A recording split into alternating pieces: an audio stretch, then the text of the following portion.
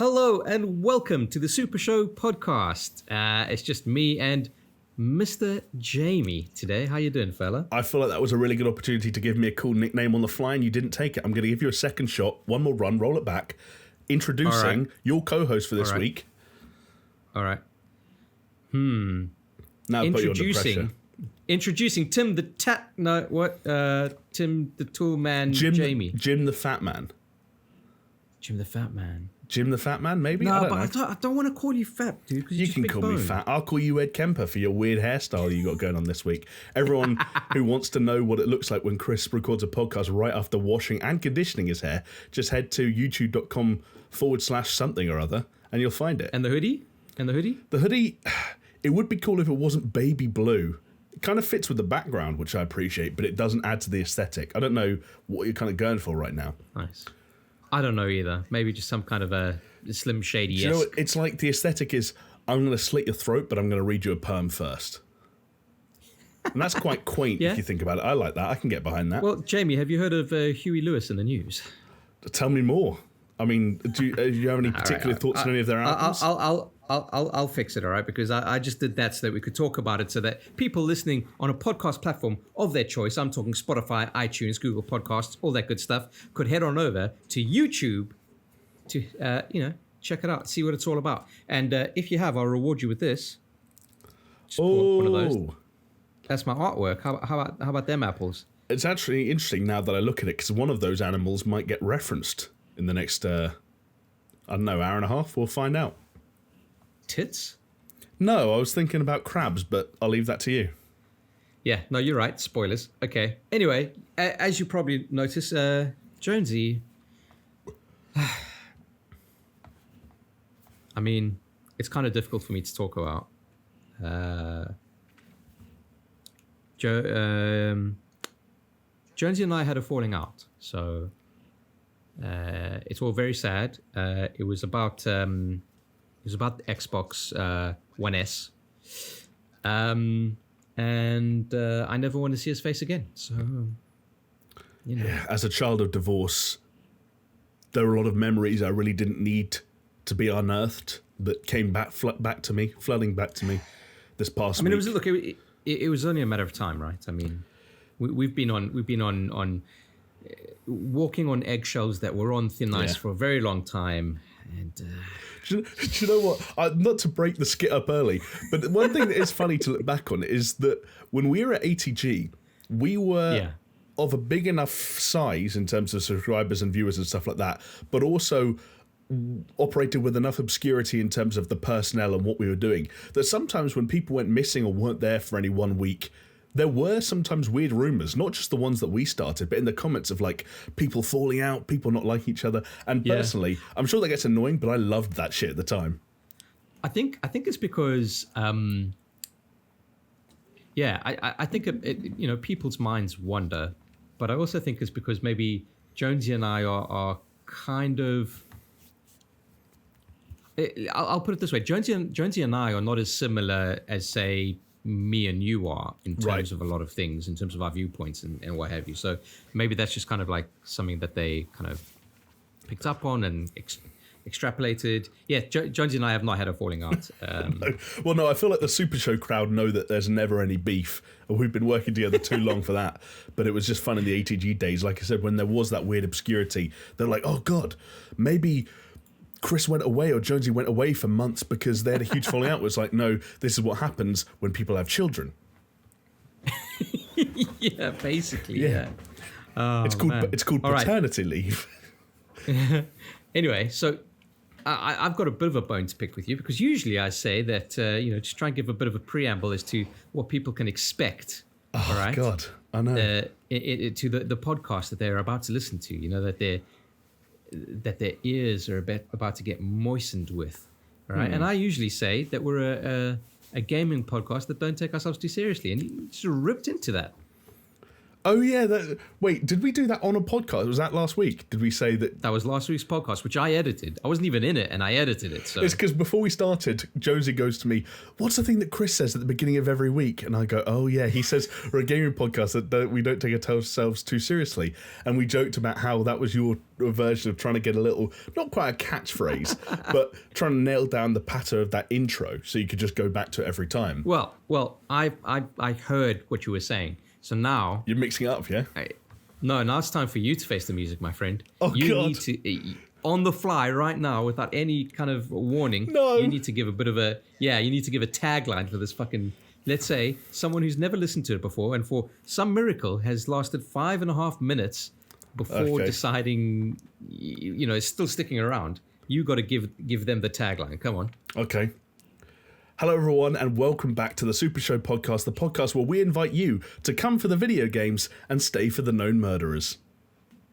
How about that? I mean, that's good. That's good. But I feel that caters more to our core audience than that caters to the people who listen to the full 2 hours and get to the last 10 minutes when we're delusional and start throwing celebrities under the bus. Well, I'm glad that you've said that so that people who don't stick around to the end, maybe just give it a try this time. It might be a 2-hour podcast. Who knows? It is our speciality after all. But anyway, yes, we're a gaming podcast where, we talk about known murderers and known racists in the celebrity world. So welcome. Enjoy your time here. But Jamie, we'd be remiss without mentioning that all of this is made possible by our very generous patrons. Mm-hmm. And if you would like to keep this dream alive, keep those wheels turning, head on over to patreon.com/supershow. You give us a bit of money, you get a bit of stuff in return. It's it's a symbiotic relationship. And I got some shout outs for you, Jamie. Oh yeah, please do. Don't know if your ears are ready for this, but I'm going in dry anyway, all right? Okay. Aaron Cameron, Athletic Gravy, Brett Zerbrick, a.k.a. Shellshock, I will not forget that for you. Freddie K. Official, Hacksaw Book Read, Javela Cujo, Leo Murga, Lonnie Thompson, Manuel Guerrero, I've scrolled too far down, Martin Skihan, Mindful Pig, Nathan Pierce, Starfall Kid, William Sherry, and of course the two big boys. It's your boys Peaswad and the Dude Abides. Yeah. These people are amongst the biggest philanthropists I personally have ever had contact with. In fact, so thank you. I want to give a real big shout out to I've scrolled too far down. I didn't notice when he joined the Patreon, but he's doing God's work in there. Yeah, it's true. I listened to a Dota podcast. Okay. And they've launched a Patreon where it's this weird kind of thing that's happened because obviously it's esports and a lot of people that are patrons don't put their actual name. Mm-hmm. So like, okay, for instance, we've got Mindful Pig and Starfall Kid and what was it, Athletic Gravy. Yeah. So all of the names on their list are like that. Mm-hmm. But what happened in that one is people have egged on to the fact that they can change their names at will. Oh no. So they start changing their names to some very interesting things. You've blown this whole thing wide open, Chris. What have you done? Yeah, because I find it entertaining and I'd love to get involved, right? Yeah. But in that particular one, there are two Bens. I think the one is Ben Broomhead and Ben Jackson. Ben Broomhead. Ben Broomhead. Oh, that's a fantastic name. I love that. But what they've done is they're almost at war with each other with regards to their Patreon names. So it's like Ben Broomhead is the only Ben. Brent Jackson is just like, I don't know, a pose or some shit. I don't know. It's entertaining as hell. But, I like it. Not saying that anyone needs to change their name, but fun times could be had. Big shout out to everyone on the Patreon though. We still do, and I know I say something like this pretty much every week nowadays, but we still do kind of share it in the WhatsApp group every time a new name pops up on there. And I got to say, just to get it off my chest this week more than anything, it's really refreshing at a time where the YouTube game is so hard to predict and so hard to control, because ultimately we're taking 2 hours or plus of rambling about life and video games and trying to package it with titles and thumbnails and tags that appeal to as many people as we can. It's really awesome in a week where a YouTube video doesn't pop in the way you'd have liked it to, and yet like 2 or 3 new people pop up on the Patreon, and you're like, oh yeah, it makes all the difference. So you feel like you are reaching the people you're trying to reach.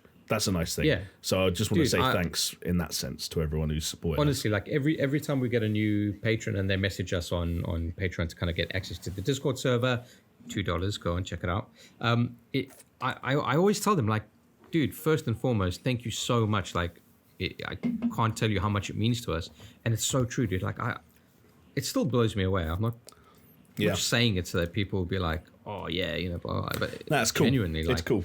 I never would have thought that people would give us money to talk shit on the internet for, you know. And here we are. Weird. Here we are. But here we are. Talking that shit. Yeah. But yeah, there we go. I was thinking, okay, because we'll get to the gaming stuff in a bit. Yeah. Maybe we should probably get into the gaming stuff now, but we've reached our $600 stretch goal of doing some D&D campaign. We have. We are kind of actively thinking on it. Yeah. It's a big task, but we are getting to it. But I was thinking, we don't have any other stretch goals. We should probably set another one.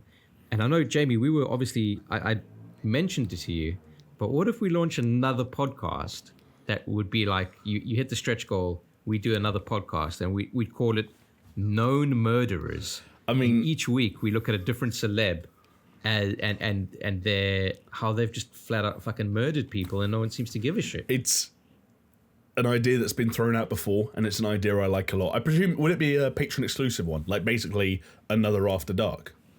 Nah, I'd you'd full on launch another thing. What, you put it live on the same channel? But I'd probably call it no, separate channel. A new channel. Like, wow. Yeah. And what it'll be is it'll be called Known Murderer, and then in brackets, allegedly. Oh, right, because, you know, we have to cover our backs from a legal standpoint. So as long as we say allegedly at the beginning of every single sentence for the entirety of that podcast, we're covered, right? We're golden. Yeah, the whole gimmick of the extra podcast will be like a little allegedly counter in the bottom right-hand corner. Yeah. And every time we say allegedly, it just goes bing, bing. Yeah, I think we have to discuss the way that kind of idea comes to life and how we can maybe legally make sure we're not going to get in any trouble. We don't want to go into any weird territory, which some people have already genuinely... Like, Jonesy was genuinely freaking out at the end of last week's one. Oh, because I called Mark Wahlberg a racist. He is. Look it up. He was a racist. Right, yeah. Well, hold on. Allegedly. Yeah, Allegedly. A racist. Allegedly. Someone told me, Wikipedia, that Mark Wahlberg is a racist. Anyway, yeah, we'll talk about it. I just think, even if it's for the Patreon exclusives, like, I think it would be such a cool fucking little series to do. Well, it's almost like we're having a little pre-production meeting in front of everyone else. By the way, for anyone wondering, rather than recording this kind of like lunchtime, late morning, early afternoon, it's about 10:30 here because we stayed up to watch stayed up. We waited to watch the Ubisoft Forward presentation so that we can include it in the news. Yeah. And I feel like, I don't know about you, Chris, but when you get past a certain time of night, it's not quite the delirium that we sometimes experience during these podcasts.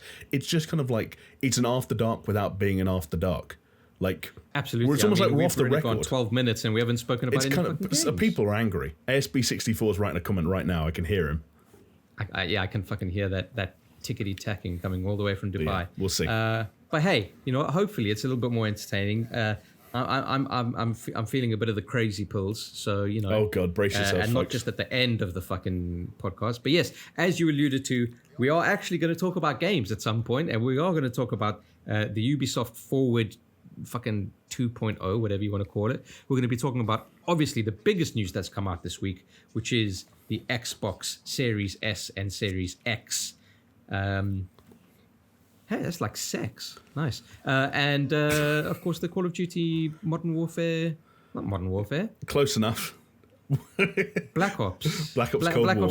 Black Ops Cold Modern Warfare. BOCW. Yeah.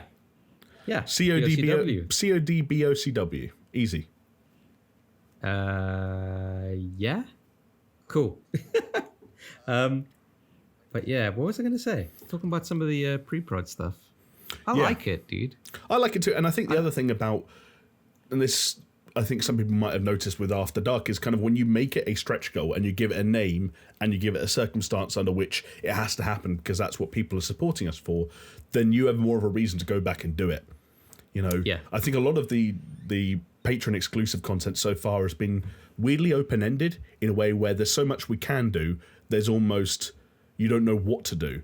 whereas After Dark was an example of... It's a very overwhelming feeling. I think if we hadn't have done that summoner quest on ATG and said, hey, we actually like fucking doing these weird D&D style campaigns, right?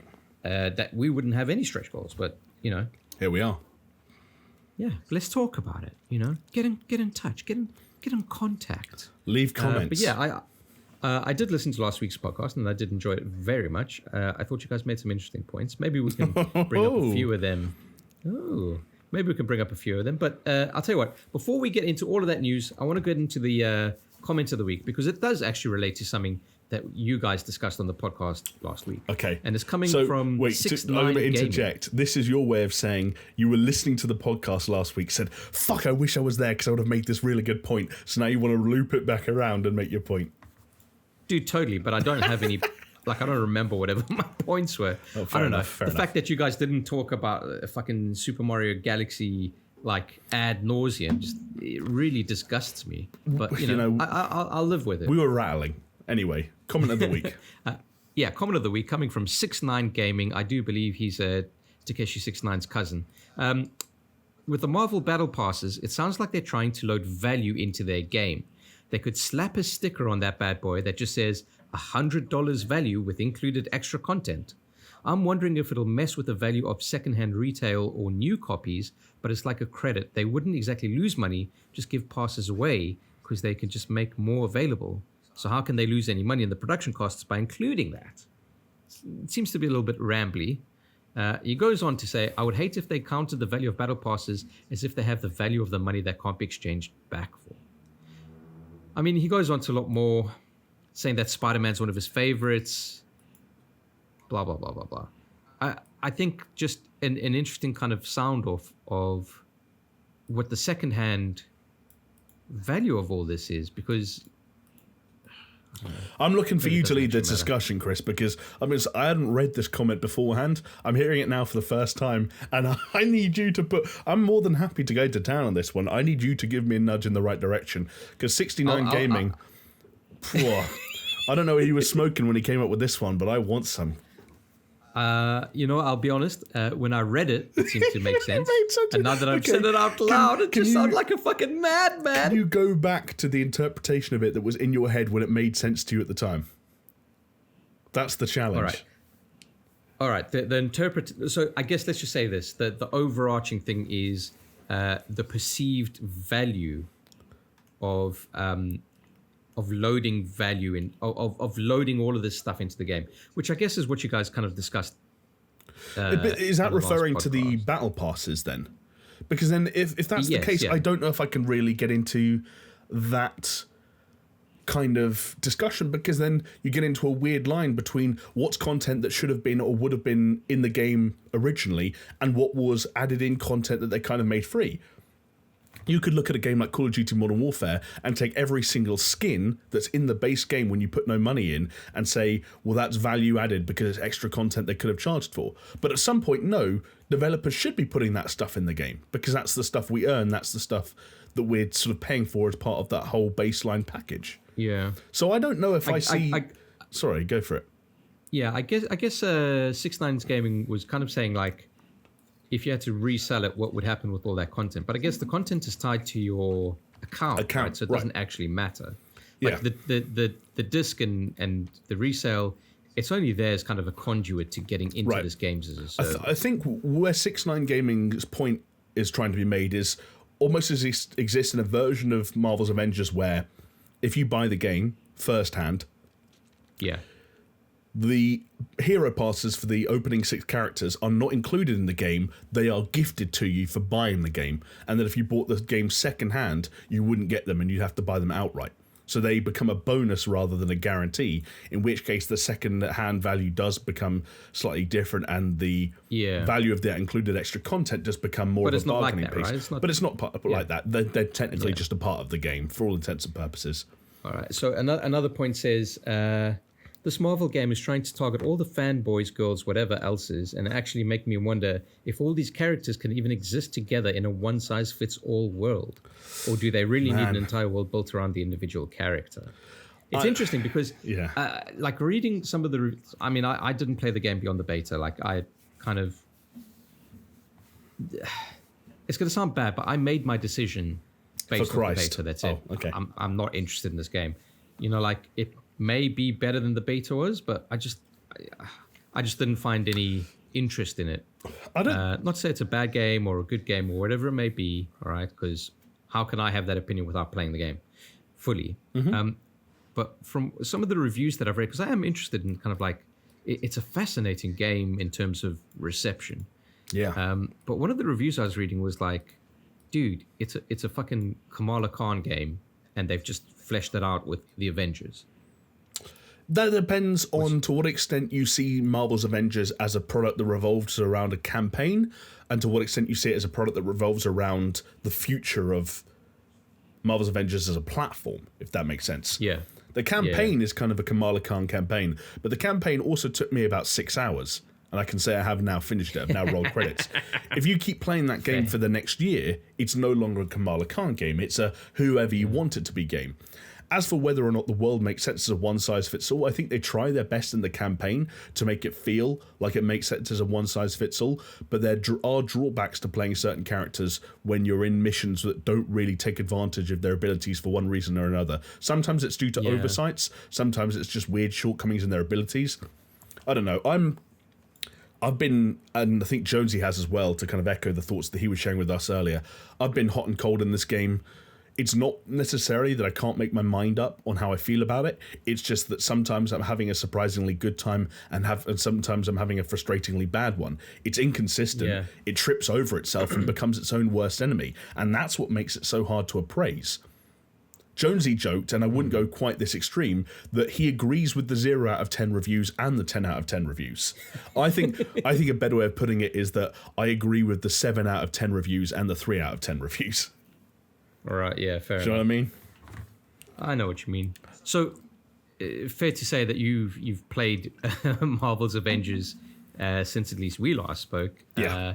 And I believe you finished the campaign, is that right? That's right, and haven't actually had a chance to get into the post-game, the end-game stuff yet. That's all planned for this weekend. So, hopefully, for anyone who's already bored of all the... Can you really be bothered? Like, if you're so, like, hot and cold on it, like... Well, I've got two things in my mind, right? One is the classic gamer scenario of, I've paid for this thing, I need to get my money's worth, or at least be 1,000% sure that there's no longer any joy that I can extract from this fucking product. And the second thing is, I have some people I'd like to play multiplayer with to see if I can have fun with the right people and in the right environments. And I'm going to have a few sessions over the weekend and see if that aids the game at all and what the kind of the longevity looks like. But otherwise, that's fair. I don't really have too much else to say on it, not least of all because Marvel's Avengers has somehow, thanks to a beta that rolled out over the course of 3 weeks, become the most discussed game in the history of this podcast. And the most fucked up thing is, we haven't even had the one yet where Jonesy is on. Jonesy is sitting there, he's messaging us every day, he's starting conversations in the Discord, he wants to make a review on his channel. Like, heaven for... If you're done with Marvel's Avengers, if you're done with hearing about Marvel's Avengers, we might actually have to give a post-Marvel's Avengers time code for next week's episode. Because Jonesy's going to go to town. He's going to go to town. I think we maybe just never mention Marvel's Avengers ever again. I mean, dude, I'd be keen for that, and in some respects... For the time being, the game kind of deserves that. Bring it up again when there's a couple of new characters or something else significant. But there's very few people out there, I can imagine, that don't know how to feel about this game yet. It's fine. It's decent, but it's not great. If it doesn't look like your kind of thing, don't spend $60 on it for sure. Yeah, I guess the last word on it from someone who hasn't played it but clearly understands the situation is it doesn't matter if it's good or bad. It's sold. And it will sell. Like, that's just the be-all and end-all of the fucking Marvel's Avengers made by Square Enix. Exactly. Yeah. Right. But, so, hey, did you kind of, like, cleanse that palette with any other kind of games? Do you know what? I kind of did, and it was a game that I wasn't expecting to cleanse my palette, not least of all because this time last week I wasn't even expecting to play it. I played a game that's not out yet, but actually, Chris, makes more sense to maybe discuss it a little bit more when we get around to the news. So I'll leave that there as a tease for now, and we can maybe kind of rope it back in, because by the time this podcast goes out, everyone who's interested would have looked up this game and seen it for themselves. There'll be plenty of gameplay, and indeed the segments that I played will be out there on the World Wide Web. So It's not super exclusive, but we'll talk about it in the news, I think. How about you? On the WWWs. This is going to suck, right? Because obviously I've been away for a week. And I don't have much to talk about. Like, I'll tell you what, I played on my stream. I played Crab Fight. Mm-hmm. You may have heard of it. It's a game where you play as a giant crab, Jamie, in a third-person perspective, and it controls almost like Fight Night, where you use the 2 analog sticks for your 2 different claws. Yeah. And you fight other crustaceans. Indeed. As it were. On the surface, pretty straightforward, right? Like, hey, the game's called Crab Fight. You play as a crab. You fight another crab. Where it gets interesting is the more you progress in the game, the different crabs you unlock, but you also unlock different weapons, and the weapons are as ridiculous as a fucking revolver or a ninja sword or Excalibur or what. Like, one of the missions that I had to beat up was it a fucking like spider crab who was sitting on a seal, and he had a trident that was shooting water. Yeah. Like, it just kind of like, it just amps the fucking mentalness as you keep going. And don't get me wrong, it's not a polished game whatsoever. No, it looked janky. I'm not gonna lie. Yeah, janky. But you know what? For maybe not worth the price, probably not worth the price, but a nice, fun distraction, especially if you like those quirky kind of like games. I'll tell you one thing. I was playing it, and every time another fucking crab came out, there was one thing where you're fighting crabs in a seafood section in a supermarket, and they came out with fucking lightsabers, and I was just like, this game has the power to surprise me more than any other game I've played in recent memory. I will say, because you streamed it that night you played it, and as someone who kind of jumps around various tabs and stuff like that and keeps some streams on in the background, it was a little bit strange when 1 second it's kind of introducing you to the ropes of how to fight as a crab, how to use your claws and what have you. Yeah. And in the next second, you were in the desert, and there were crabs riding around on motorcycles, I think, or on mopeds. And I was like, what the hell is going on? And yet the controls still looked as unwieldy as they did during the tutorials. So I'm like, how the fuck do you fight these crabs? But sure enough, with revolvers and lightsabers and maces and various other bits and pieces, you got pretty far, it looked like.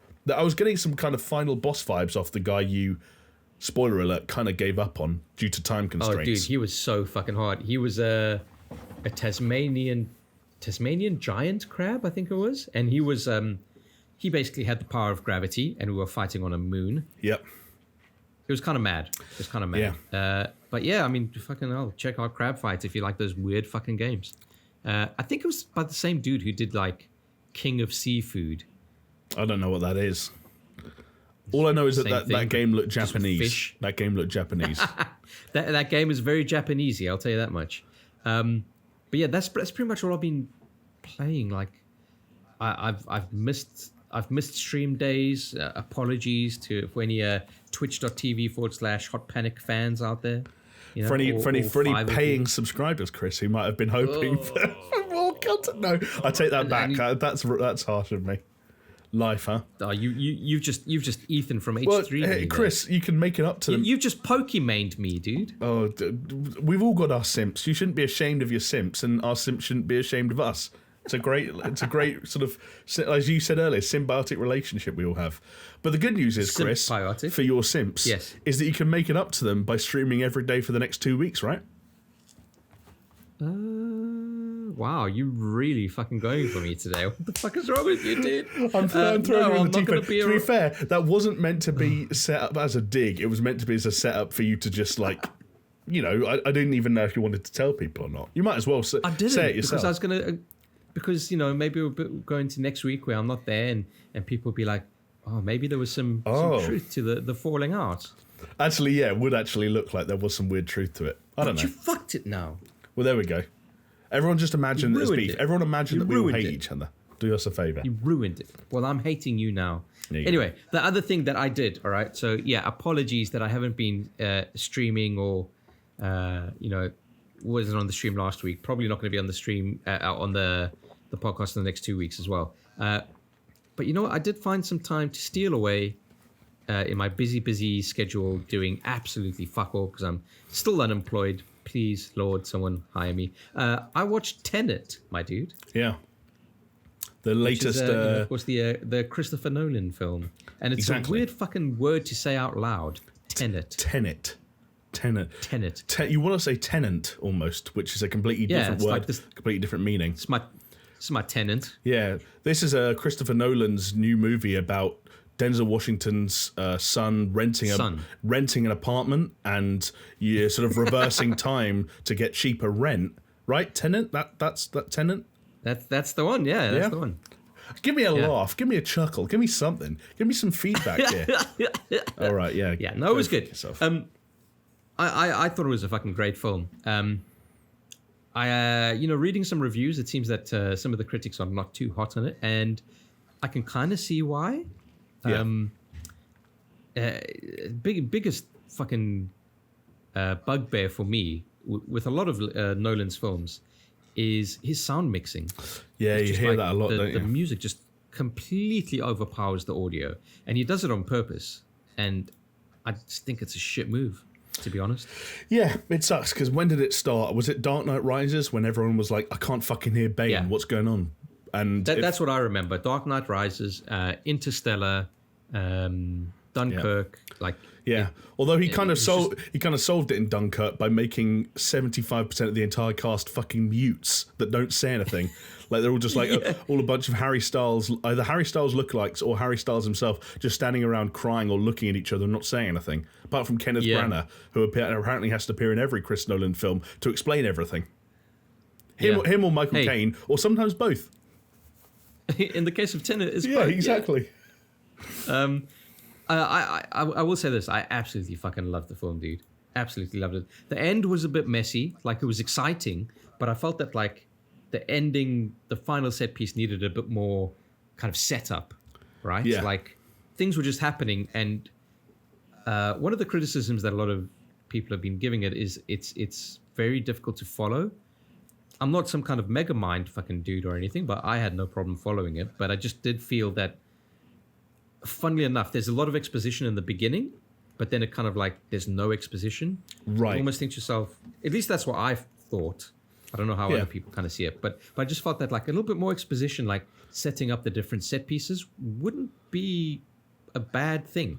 Like I said to you guys in a WhatsApp thing when I saw it, I said, I actually, it's a 2.5 hour movie, and I feel that another half hour would do this movie wonders. Interesting. Because there was a bit of that about Inception, wasn't there? Where it's like, we're going to spend a lot of time explaining the concepts and the mechanics of the world we're creating, so that we can then go on to spend a lot of time dumping you in them without you having to worry about how they work. Because by the end of Inception, it's like, you don't know where you're in 4 different places at once at 3 different speeds, and things are going on. So you needed to know how the subconscious and the architecture and all that stuff worked beforehand. Yeah, but I think that they did a really solid foundation of that exposition in Inception, that they were like, this is how it works. It's very easy to understand. And now we're going to go play in this world and try and follow us. Yeah. Right? Yeah. Whereas with this one, it was like, there's a little bit of exposition in the beginning, kind of explaining what all of the time shit's happening in Tenet. I don't want to give away too much, obviously. Of course. And then it's kind of like not really mentioned again. Yeah. So the exposition explaining it is kind of like very thin. Yeah. And that would be fine, I guess, if they kind of like built on that exposition a lot more. Not to say that there isn't some explanations going on, but yeah, which is a shame, but because it goes places, dude. I'll tell you, I'm sure it does. But I felt the thing about Inception, I feel like that's the easiest film to draw comparisons between the Tenet and any other, is that there was something so conceptually interesting about the idea of being able to invade, or whatever word you want to use, someone's dreams, that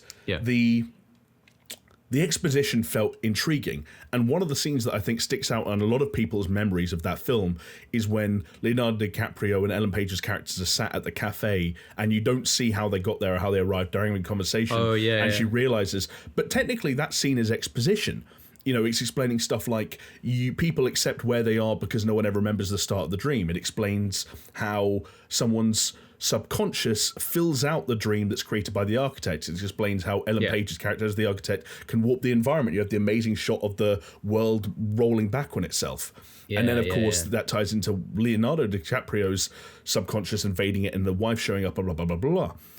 That was technically exposition. And also the stuff with Joseph Gordon-Levitt, when he's explaining, those weird paintings, I forget there's a word for them, we almost have like the MC Escher. Exactly. Yeah. And the maze-like structure of it all. That was all exposition. That was all Nolan using his characters to explain the rules that he's defined for a concept that doesn't exist. The issue is that we're all familiar with time travel. It's just it never gets any fucking easier to understand because it makes a beeline straight for the part of our brain that goes, I don't get it. Oh, dude, and this is kind of even harder, because it ranked against Primer. Yeah. Primer was also something else. Yeah. But I don't know, it's just something about like Christopher Nolan's work that really kind of like. I've got exciting news for you, Chris. Yeah. I don't have the inside scoop, but on this occasion, I may have got a little something for you.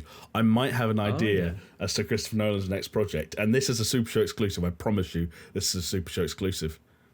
Okay, I can't wait for this, Jay. The reason being is because get this, and this is 100% true, I sent a spec script, or at least the outline for a spec script, to Christopher Nolan's production company. And it's too good to turn down. Didn't. I did. When did you do that? Like a month ago. 2 months ago. Okay, cool, yeah. Get this. The Prestige 2, but it's a non-fiction story about the life and exploits of Chris Angel.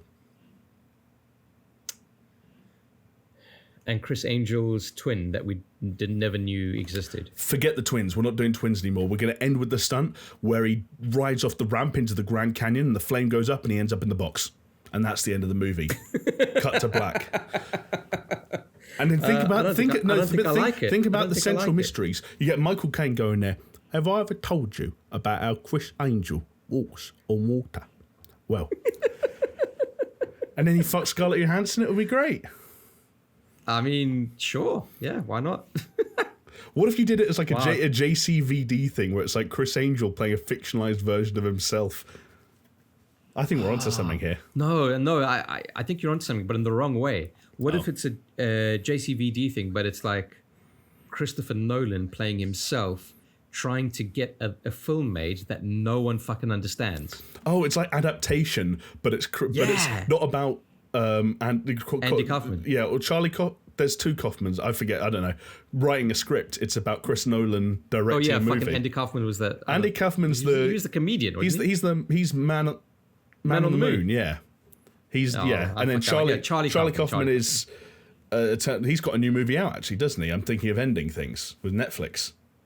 Have you not seen that? Oh, is that him? Yeah, that's his new film. It's he's done it with Netflix. Because he was shopping Synecdoche, New York around to studios, and everyone's like, "Get the fuck out of my office! Yeah. I'm not giving you money for this." And then Philip Seymour Hoffman died, heroin. Wow, there you go. Rip.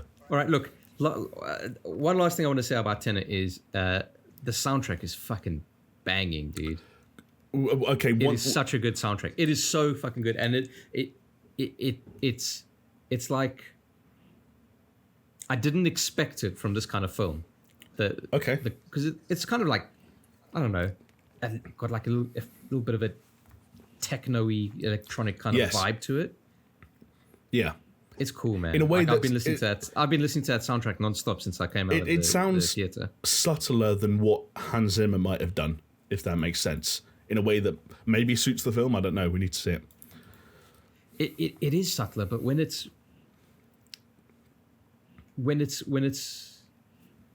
see, I don't know, because I only heard it after I saw the movie, right? And then I was like, oh, Spotify, oh yeah, they got the Tenet soundtrack. I don't know if I'm relating it back to the movie, but like the shit that happens with that music, obviously it's linked in my mind, and it's just so fucking exciting, dude. That's cool. Yeah, that's good. I know. Here's the thing, though. I know you said that was the one last thing you wanted to mention about Tenet, but I do have one more question, and it's kind of a spoiler, but I'm going to ask anyway. Does he get evicted at the end? Or does the landlord stay? He invokes squatters' rights. Fuck yeah. Right. But now you know in the trailer where he's at the bottom of that building in India, in Mumbai, and they kind of like they zoom up it, yeah, so that's him going into his house because they've blocked it. Right. Okay. So you're saying like, no, it's like, no, he's out now, so we're going to evict him, and he's like, fuck you guys, I'm going to go back in, and then he starts squatting there, but it's at the top of a building, right? And then you don't realize this, but actually what Christopher Nolan has done, this is the genius of Christopher Nolan. He has made The Raid 3. Wow. Okay. I know. It's madness. So what you're saying is insanity. Tenet 2 Dark Rent Rising is on the horizon. Yeah. Watch out, folks. In cinemas theaters maybe, in a place near you sometime soon. Assuming he turns down The Prestige 2, although why would you? Why would you?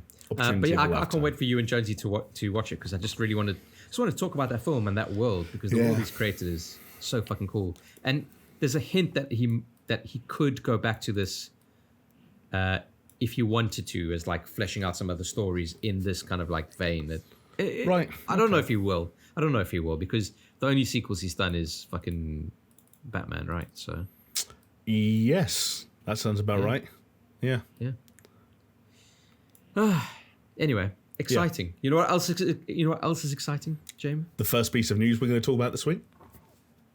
We're not talking about news. We're just casually segueing it into a flow of a conversation. I don't know what you're talking about. I'm talking about podcasting, my friend. Welcome to the real world. Welcome to the real world, motherfucker. Xbox. It's fucking been fucking everywhere, and we would not be worth. Yeah.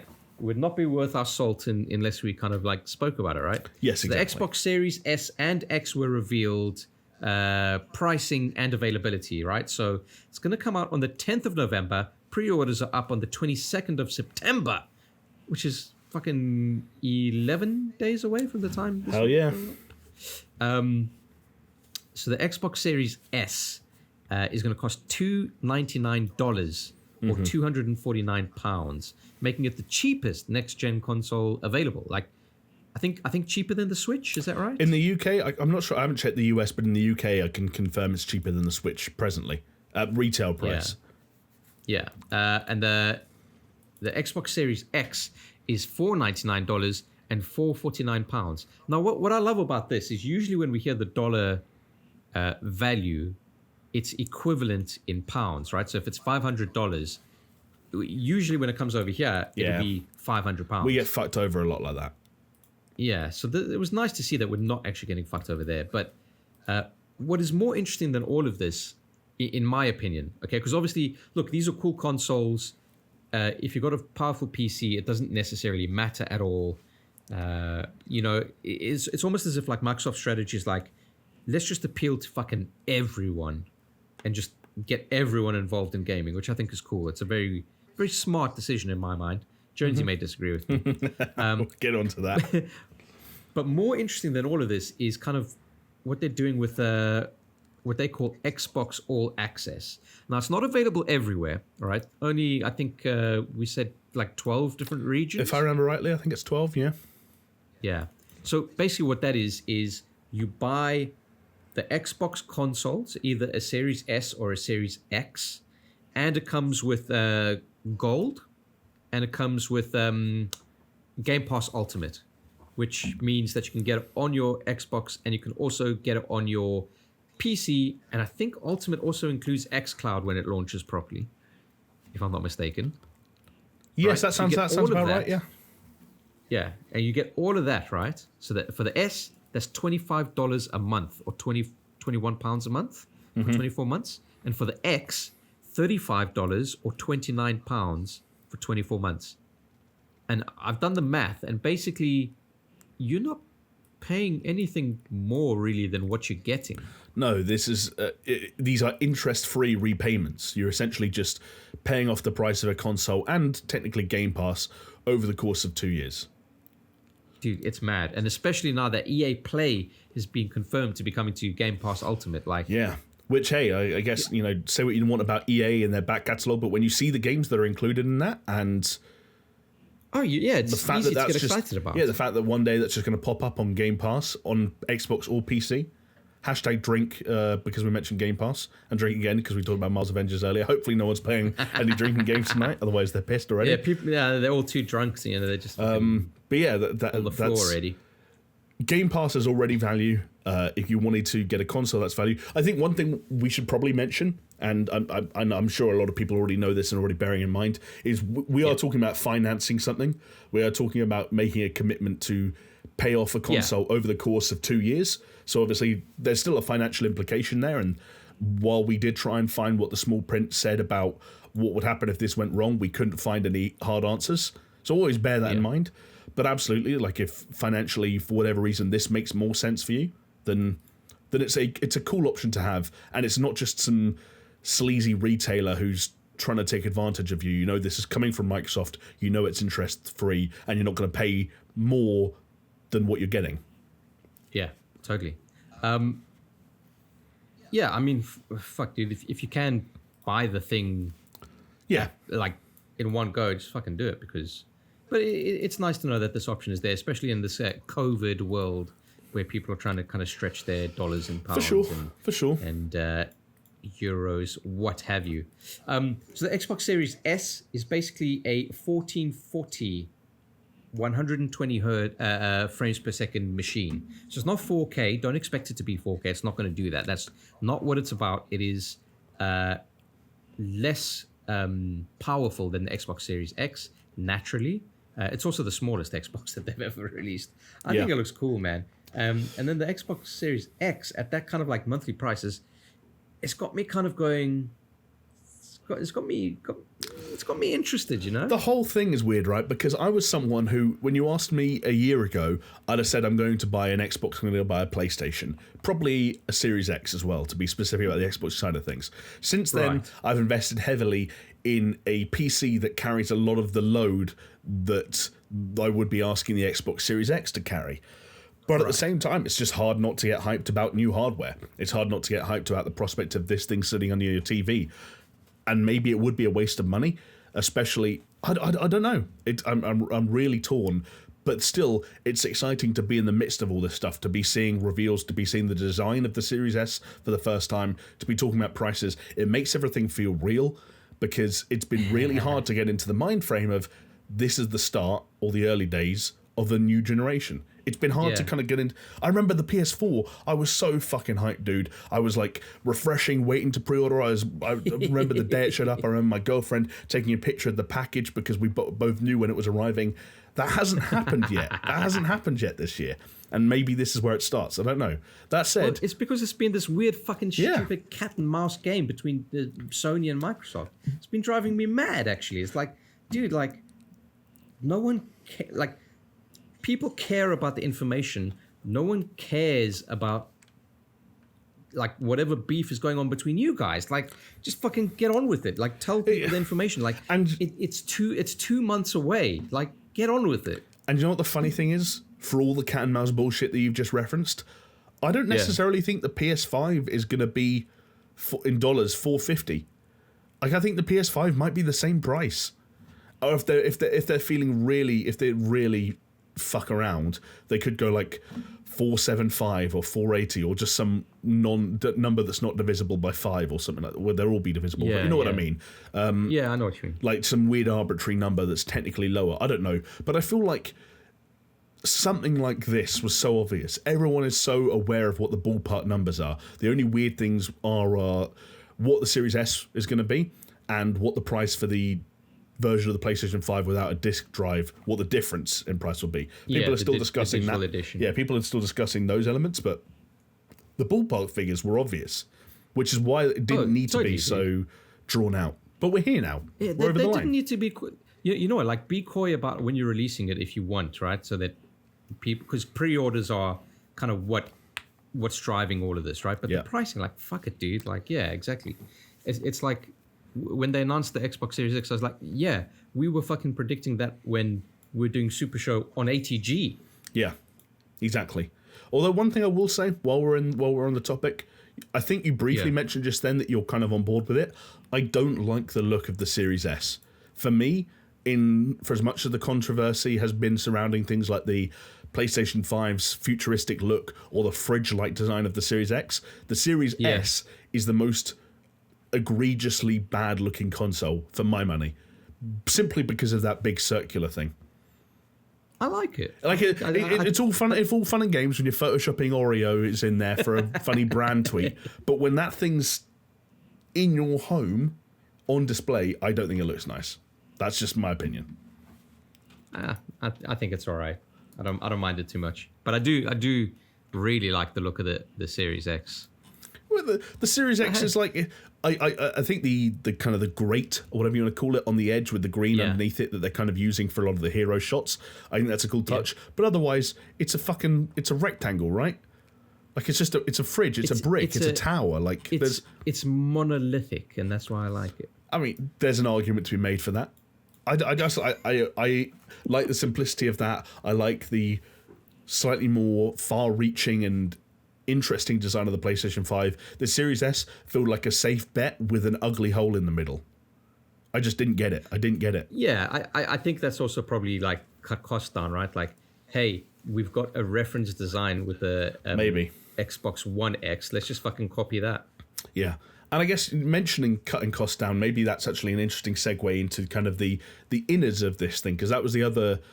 We were always sure about the specs of the Series X. We were always sure about the specs of the PS5. Those comparisons were raging on, the comparisons between the GPUs, the SSDs, and the pros and cons of each. We're always interested to see just how much the Series S would be stripped back to allow that price point to fall. And now we know, I guess, to kind of wrap up, you already mentioned things like capping out at being able to output at 1440p at 120 frames per second. But we already know in terms of the GPU, it is a GPU that's actually comparable more with the Xbox One X than anything else.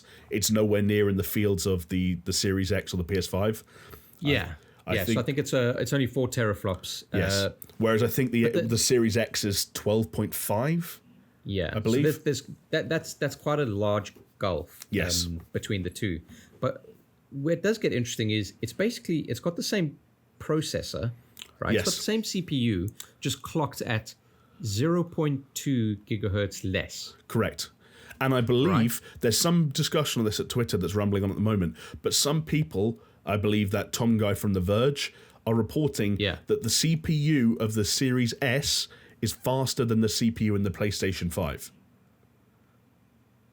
Wow. That's what they're reporting. That's what they're reporting at the moment. Faster CPU than the PS5. If that's true, that would be very interesting. Indeed. Yeah.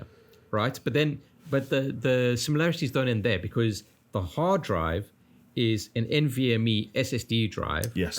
Obviously using Microsoft's very kind of fancy thing where fucking the throughput from the fucking CPU and the hard drive, blah, blah, blah, all that technical mumbo jumbo is pretty cool. It's exactly the same. It's just that it's capped out at 512 gigs. Yes, which is a little bit strange on an all-digital console. You wonder if that maybe gives people the leverage they need to house an entire digital library. It does have the expansion ports, and apparently you can add in just straight up just external hard drives. I guess it's just a little bit strange because, again, when Xbox release a platform that is ostensibly all digital, it feels like they're putting the onus on Game Pass to carry the bulk of the weight in terms of the software that people are going to be playing on that platform. Game Pass is a service that allows you to download games, not stream them, at least not yet. We need to see where xCloud goes in the future. So you're giving people a 500 gigabyte SSD, which is an improvement in speed-wise, but is the same capacity as what consoles were when they were launching 7 years ago. And now you're asking people to download games more than they were doing 7 years ago. I could see why that maybe could seem like a weird decision, but at the same time, like you said, this was a console about keeping costs down. This was about getting the cheapest console in the market on store shelves and still keeping it next gen. And whilst I know you and Jonesy have had disagreements about the nature of that final term, which maybe I don't know if you want to expand on them, but I think you and me are mostly agreed on the fact that they have achieved that goal, so to speak. Yeah, definitely. I think they've done really well, and I don't think the 512 gigabyte thing is as big an issue. It's not a deal breaker. You're right. No, not at all. Like, I mean, fucking hell, my PlayStation 4 is 500 gigs. It's annoying when you have games like Modern Warfare with Warzone and like terrible. Actually, there's half your hard drive gone, right? It's especially annoying when I think it was literally tonight, like inside the last couple of hours. Is it Digital Extremes who make Warframe? Oh, Warframe, yeah. They've put out an announcement today that they're going to release a patch soon that makes it smaller. It's about to get 15 gigs smaller or something like that, which is so annoying because Call of Duty is such an invasively large product. But that's the nature of the beast right now, I guess. Yeah. But ultimately, I don't think it's really a big issue. But yeah, I think it's a very smart move by Microsoft. Like, so part of the argument that Jonesy and I was having, and I don't really want to get too into it because obviously the dude's not here to kind of give his perspective. Obviously, I can say what I think it is, but I'm coming at it from the perspective of I want to be right. So I might stitch Jonesy up here. But Jonesy was kind of saying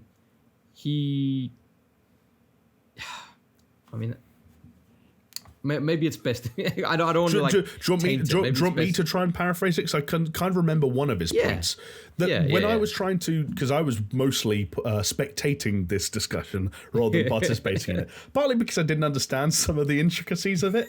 I think what Jonesy was trying to say was that he felt the changes that they'd made or the sacrifices they've made to get this console down to size and down to the price point it is more specifically, had sacrificed its quote-unquote next-gen status, and that it read to him as a current-gen console that was being released this fall alongside the Series X and the PlayStation 5. You then made a counter-argument that you believe, based on things like the CPU and the SSD and a few other factors, that it would actually be a step up in a next-gen console, to which he pivoted to say, if you are right in that fact, then they're kind of cannibalizing their own audience, because if the Series S is next-gen enough to be next-gen, then why release two consoles that are comparable enough but have a £200 price difference? Yeah. I think you pretty much nailed it. So my argument was this, right? You look at the similarities and the differences between the S and the X, and what I'm seeing is, or what I would imagine to see, is as near as can be in terms of the fidelity. Because what's happening is the Xbox Series S is a 1440 machine, right? In terms of resolution. Yeah. Whereas the X is 4K, which is what, 3860, I think? Or 38... I think it's 3860. Say that again? A 4K resolution. Oh, fuck. We were editors. We should fucking know this. Oh, no, that's 3860 by 20... 30... Fucking whatever. We should know this by now. We should have created enough sequences to know the fucking... It's basically double HD, right? Don't ask me, because I'm not going to get it. 3560 by 2840. Does that? No, that doesn't sound right. No, 3840 by 2160. It's some of the right numbers. They just get jumbled up. And then 1440 as a resolution is 2560 by 1440. Okay, right. I want to say it's something like it's like a 3 times increase from 1440p to 4K, something like that. Yeah. So this is kind of what I was getting at, okay, in terms of the amount of overall pixels. Yes. What I was saying is, let's take the Xbox Series X as your baseline, and whatever it needs, whatever that hardware can do for you, is output 4K at 120 FPS. Now, obviously, you add in more particles and this, that, the other, it changes the game entirely. But on the surface of it, you've got an image, and it takes this amount of hardware to push out, and then you look at the hardware in the Xbox Series S, and it only needs to put out a 1440 image. Mm-hmm. I'm like, that makes perfect sense. That's why I think fidelity-wise, it'll be comparable. But then you've got the same CPU and the same hard drive technology, which means the loading, the resuming from save states, the multiple save states is all going to be pretty much exactly the same. Whereas Jonesy was saying how you kind of... put it succinctly, is he doesn't feel that it's classified as next gen, and my argument is that is insane to think that. Right, because of course it is. Because I think Jonesy was saying, if you take Halo Infinite as an example, and all of a sudden imagine the way games run on consoles in terms of the way they run on PC. You think of all the settings you can change on PC. If on the Xbox Series S, Xbox Series X, the quote-unquote settings are identical, so things like, I don't know, like texture quality, shadow quality, anti-aliasing, blah, blah, blah, blah. If they're identical, and the only thing is that on the Series S, it runs at 1440p, and the Series X, it runs at 4K, and it runs at the same frame rate on both because of the CPU comparisons, why would anyone buy a Series X? Especially given the limited amount of true 4K displays and monitors out there amongst consumers. Yeah. Well, this is you're paying £200 for a 3 times resolution jump that the majority of consumers in 2020 won't even be able to see. Yeah. Which is where it gets hard, because now I personally would love Microsoft to come out and say, actually, here's Halo Infinite is such a weird game to use as an example right now because we don't know when it's going to come out. But here's Halo Infinite running on all of the consoles it's going to run on. Because Halo Infinite's going to run on regular Xbox Ones. Every Xbox Series X game is going to run on every Xbox One ever. Dude, Halo Infinite's going to run on your fucking phone on Project X. I mean, it's true. And that creates a strange thing where it's like, I'm so down for everything Microsoft right now. I think Phil Spencer seems like a cool, chilled out dude. And I think Game Pass seems like great service. I'm not a shill, but I appreciate what they're doing. But they haven't given me a reason to buy a console. And I don't know that I will. And the reason, if anyone wondering on YouTube why my face was green a few seconds ago, was because I was actually pulling up my Xbox app just to get an idea, just to remind myself of how many games I've downloaded on Game Pass for PC in the past couple of months and how long it's been since I've turned on my Xbox One X. And dude, I don't want to know the answer to how long that has been, because it's been a while. This is so your sentiment kind of echoes Jonesy's in that, like, why are they doing this? They're cannibalizing their own thing. What is the reason to buy an Xbox now? But we're forgetting fundamentals here, right? You're on a PC. Yeah, it's for me. It's just for me. I don't speak for all consumers. But this is the point, right? Because you're on a PC that costs a lot of money. It's very powerful. Okay, I'm on a laptop. It costs a pretty penny. It's decently powerful. Mm-hmm. The point is, when you get to the price points of the S and the X, like, it's there's no chance. If you're starting from a baseline of 0, dude, it makes it's the most perfect sense of what they're doing is saying everyone needs to play our games, and this is how you get everyone to do it. Oh, dude, even price points out the window. I was someone for the vast majority of my life, the first 26 years of my life, refused to get a PC. I didn't want one. I didn't need one. I knew the supposed benefits of it. Not even supposed, the actual benefits of it. But I was like, hey, it's not for me. It's not part of my lifestyle. I don't know where I'd put it in my room. I don't know what I'd use it for. It's too expensive. It's too complicated. I like consoles. That was me for 98% of my life. And it changed very recently. But there are still tons of people out there. And most of those people are going to be drawn by factors that I don't necessarily think benefit Xbox that much. Like, what are their friends buying? What do they have last generation? So what do they have an account on with, trophies and friends and stuff like that? Where are the exclusives? I think those things still put the ball in Sony's court more so than Xbox's. But the more people become aware of the services game and how that might play out over the long run, the more you could see an argument for someone maybe venturing into the Xbox ecosystem. And maybe the other thing is, do you know what the Xbox Series S maybe becomes? Maybe it becomes the B console, becomes the pocket console. Maybe a PS5 owner says, do you know what, actually, I can get a PS5 and a Series S. I'm not going to spend £900 on consoles. I'm going to spend £700. Totally, yeah. Which is still an unfathomable amount of money to spend on consoles day one, but such is the life we live. I just hope I can afford one of them, to be honest, at this rate. We'll see how we go. Yeah, fucking 2 months to go without... Money's running out quickly, dude, boys. Honestly, we couldn't have changed jobs in the way we did at a worse fucking time, because we've been okay so far. In some respects, considering it's fucking September, we're actually all doing pretty darn well.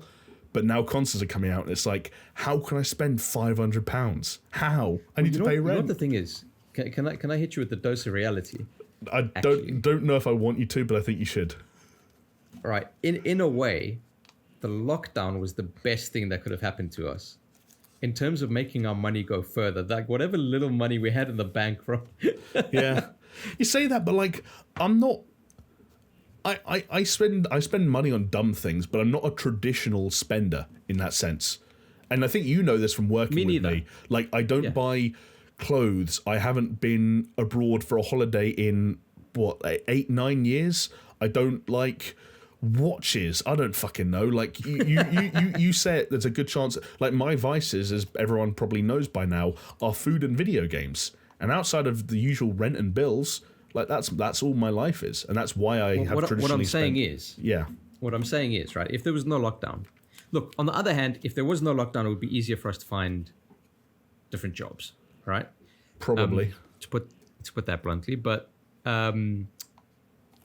what lockdown has afforded us is staying at home. Because if we didn't have lockdown, we know that all three of us would be meeting up at least once a week. True. Going for like expensive lunches, hanging out, beers, this, that, the other. You know how it is. That would have been one expenditure that I've avoided. I'm fully expecting to spend like fucking 100 to 200 pounds the very first night that we all go out. Oh, don't, dude! I can't. No, because that's going to be so depressing when we can't afford PS5s when they come out, and we're going to go, hey, do you remember that night where between the three of us we spent £600 on one night out? They'll be like, yeah. Well, I've been sitting around with my thumb up my ass waiting for one of you two to get rich, and neither of you are pulling your finger out at the moment. Dude, I am so angry about my situation. It's ridiculous. Just please, like, whatever you do, just win the lottery or something. Just, like, I don't know. Do something. Make it happen, and then hire me. Euro Millions, it's going to happen. Just, you know. Oh, can you imagine? Do you know what? I'm in two minds if I won the Euro Millions. Either I'd sort of, quote-unquote, buy the SuperShow and put you on a salary just to kind of take the edge off things, or you would never see me or hear from me ever again for the rest of your life. Oh, I'd hope it wasn't the last one. You're just like, Jesus. Jamie's not replying to my messages. We've got to record the podcast. You open the newspaper and it's me standing there with a bottle of champagne and a giant check, £100 million. And there's just a note and it says, Jamie did leave one message. He said to Chris and Jonesy, see you later, fuckers. I will be honest. I think of the three people on the Super Show, you're probably the person who would be least likely to do that. What are you trying to say? I'm the most generous with my love and affection and my resources, Chris. Is that what you're trying to say? Is that a compliment? Yeah, kind of. Yeah. I guess. Oh, look, honestly, I don't know how we got sidetracked, but it would just depend how much I won. Like if I won, there are life-changing sums of money that still put you in a weird position in terms of how many other lives can you afford to change. But obviously, this is why, when you invoke Euro Millions, it's like it's out of the question. Because if I won the Euro Millions, I wouldn't be able to spend that much money in the rest of my life. I'd have to help people, like for my own sanity. I think you'd be surprised though, dude. Pick up a cocaine habit and it still goes downhill. Yeah, I guess you don't know how your life changes, but then like, yeah, I guess you're right. Yeah, you never know. No one knows. That's why if I ever had to win the lotto, I don't think I'd ever tell anyone. If I won a small enough, let me put it this way, Chris. There's a thing in the UK, and for anyone that doesn't know how the lottery works here, we have lots of different kind of games, so to speak, that work in different ways and give you different prizes, but one of them is called Set for Life, and it's a thing that gives you, in theory, until, I don't know, something weird happens in the future and the whole world gets set on fire, the lottery give you £10,000 a month for the next 30 years of your life. Which actually, but how do they adjust for inflation? They don't adjust for inflation, I doubt. And so then it's not worth it. Well, that's the other thing. If you do the numbers on it, it's actually not a huge amount of money. It's a pretty average to small lottery win. But I don't know, the way they kind of relay it out, it kind of feels significant because you wouldn't have to work again if you play your cards right, unless you're dumb. But basically, if you took the big lump sum, you wouldn't have to work a day in your life either because you just live off the interest. True. Again, if you're smart about it. But basically, what I was going to say was, I played the game, got an email from the lottery saying, "Hey, you've won something. Go and check your account." Because obviously the way it works is you don't have to match all the numbers. You can match any of the numbers up to it and win smaller amounts of money. Turns out, of course, I won £5. But it took me enough time between the email and opening the app to wonder if I had just won £10,000 a month for the next 30 years of my life. And that is the amount of money, to go back to what you're saying, where if I won Set for Life, I wouldn't tell anyone. Wouldn't tell anyone ever. Now, you see, I think, Set for Life, that's an easy thing, right? Because people wouldn't notice the difference. Yep. But you'd just be like supremely comfortable. Slowly making your way up in the world. Yeah. Without a job. If I ever had to win... I think if I had to win, like, Euro Millions, I'd take the full sum, first of all. Yeah. And then obviously you do the things that you always say, like, oh, I'll buy my parents a house and my brother a house and this, that, the other, this, whatever it may be. But then obviously that paints a bit of a target on you, because I wouldn't tell anyone. But then it paints a target as like, what's happened? So then you kind of like, well, what'd you say? So you say, okay, well, I won some money in a lottery. Yeah. And then people say, how much? And I would never say how much, because I truly believe that if I had to win that money, I'd just go to town with being like, with the generosity of it all, right? Yeah. But the inverse of it is, as soon as people know that you've won, then it's like you got a target on your back as well. It's like, why I want to buy a car, or I'm in debt, and why isn't this guy giving me money? And it's like, I'm being as generous as I can horrible. be, but and like the it's mad, actually. The fucked up thing is, like, you mentioned your like parents, and I think that's for a lot of people, most people, I don't even know. That's the go-to, right? They're the most obvious people that you look at and say, they're people who helped me, and they're people that I want to help. And for full transparency, for full clarification, I would 100% like to help my parents, because I know that there are things that they could both need help with. But at the same time, I don't have a relationship with my parents where I see them as these kind of evangelical figures that I just want to help to no end. Both my parents, for various reasons in both situations, I know as very human individuals with all the pros and cons of that. And I know that both of them would change in ways that I wouldn't like if they knew their son had an endless pit of money. And I think like that's kind of depressing in a way, but I'm not going to name names. Around you would change. Oh yeah, but it's horrible to think of, like, I know what my parents, this is going to sound so harsh, I know what my parents would be like, and I don't want them to be like that. I'd feel genuinely uncomfortable telling them what would happen because I know what they're like. Yeah. And that's rough. Do you wonder if you maybe you do just do that you mentioned at the beginning? You just fucking drop off the face of the planet, go somewhere else, and just be like, fucking living the life. You're just down in Mexico. You're, living the good life. I've told you. Oh, fuck it, we're way off topic now. This is definitely gonna be a 2-hour podcast. But I told you the thing that I was kind of like always wanted to do is just constantly follow summer so that I never have to experience cold ever again in my life. Right. So just have little villas in different areas and just...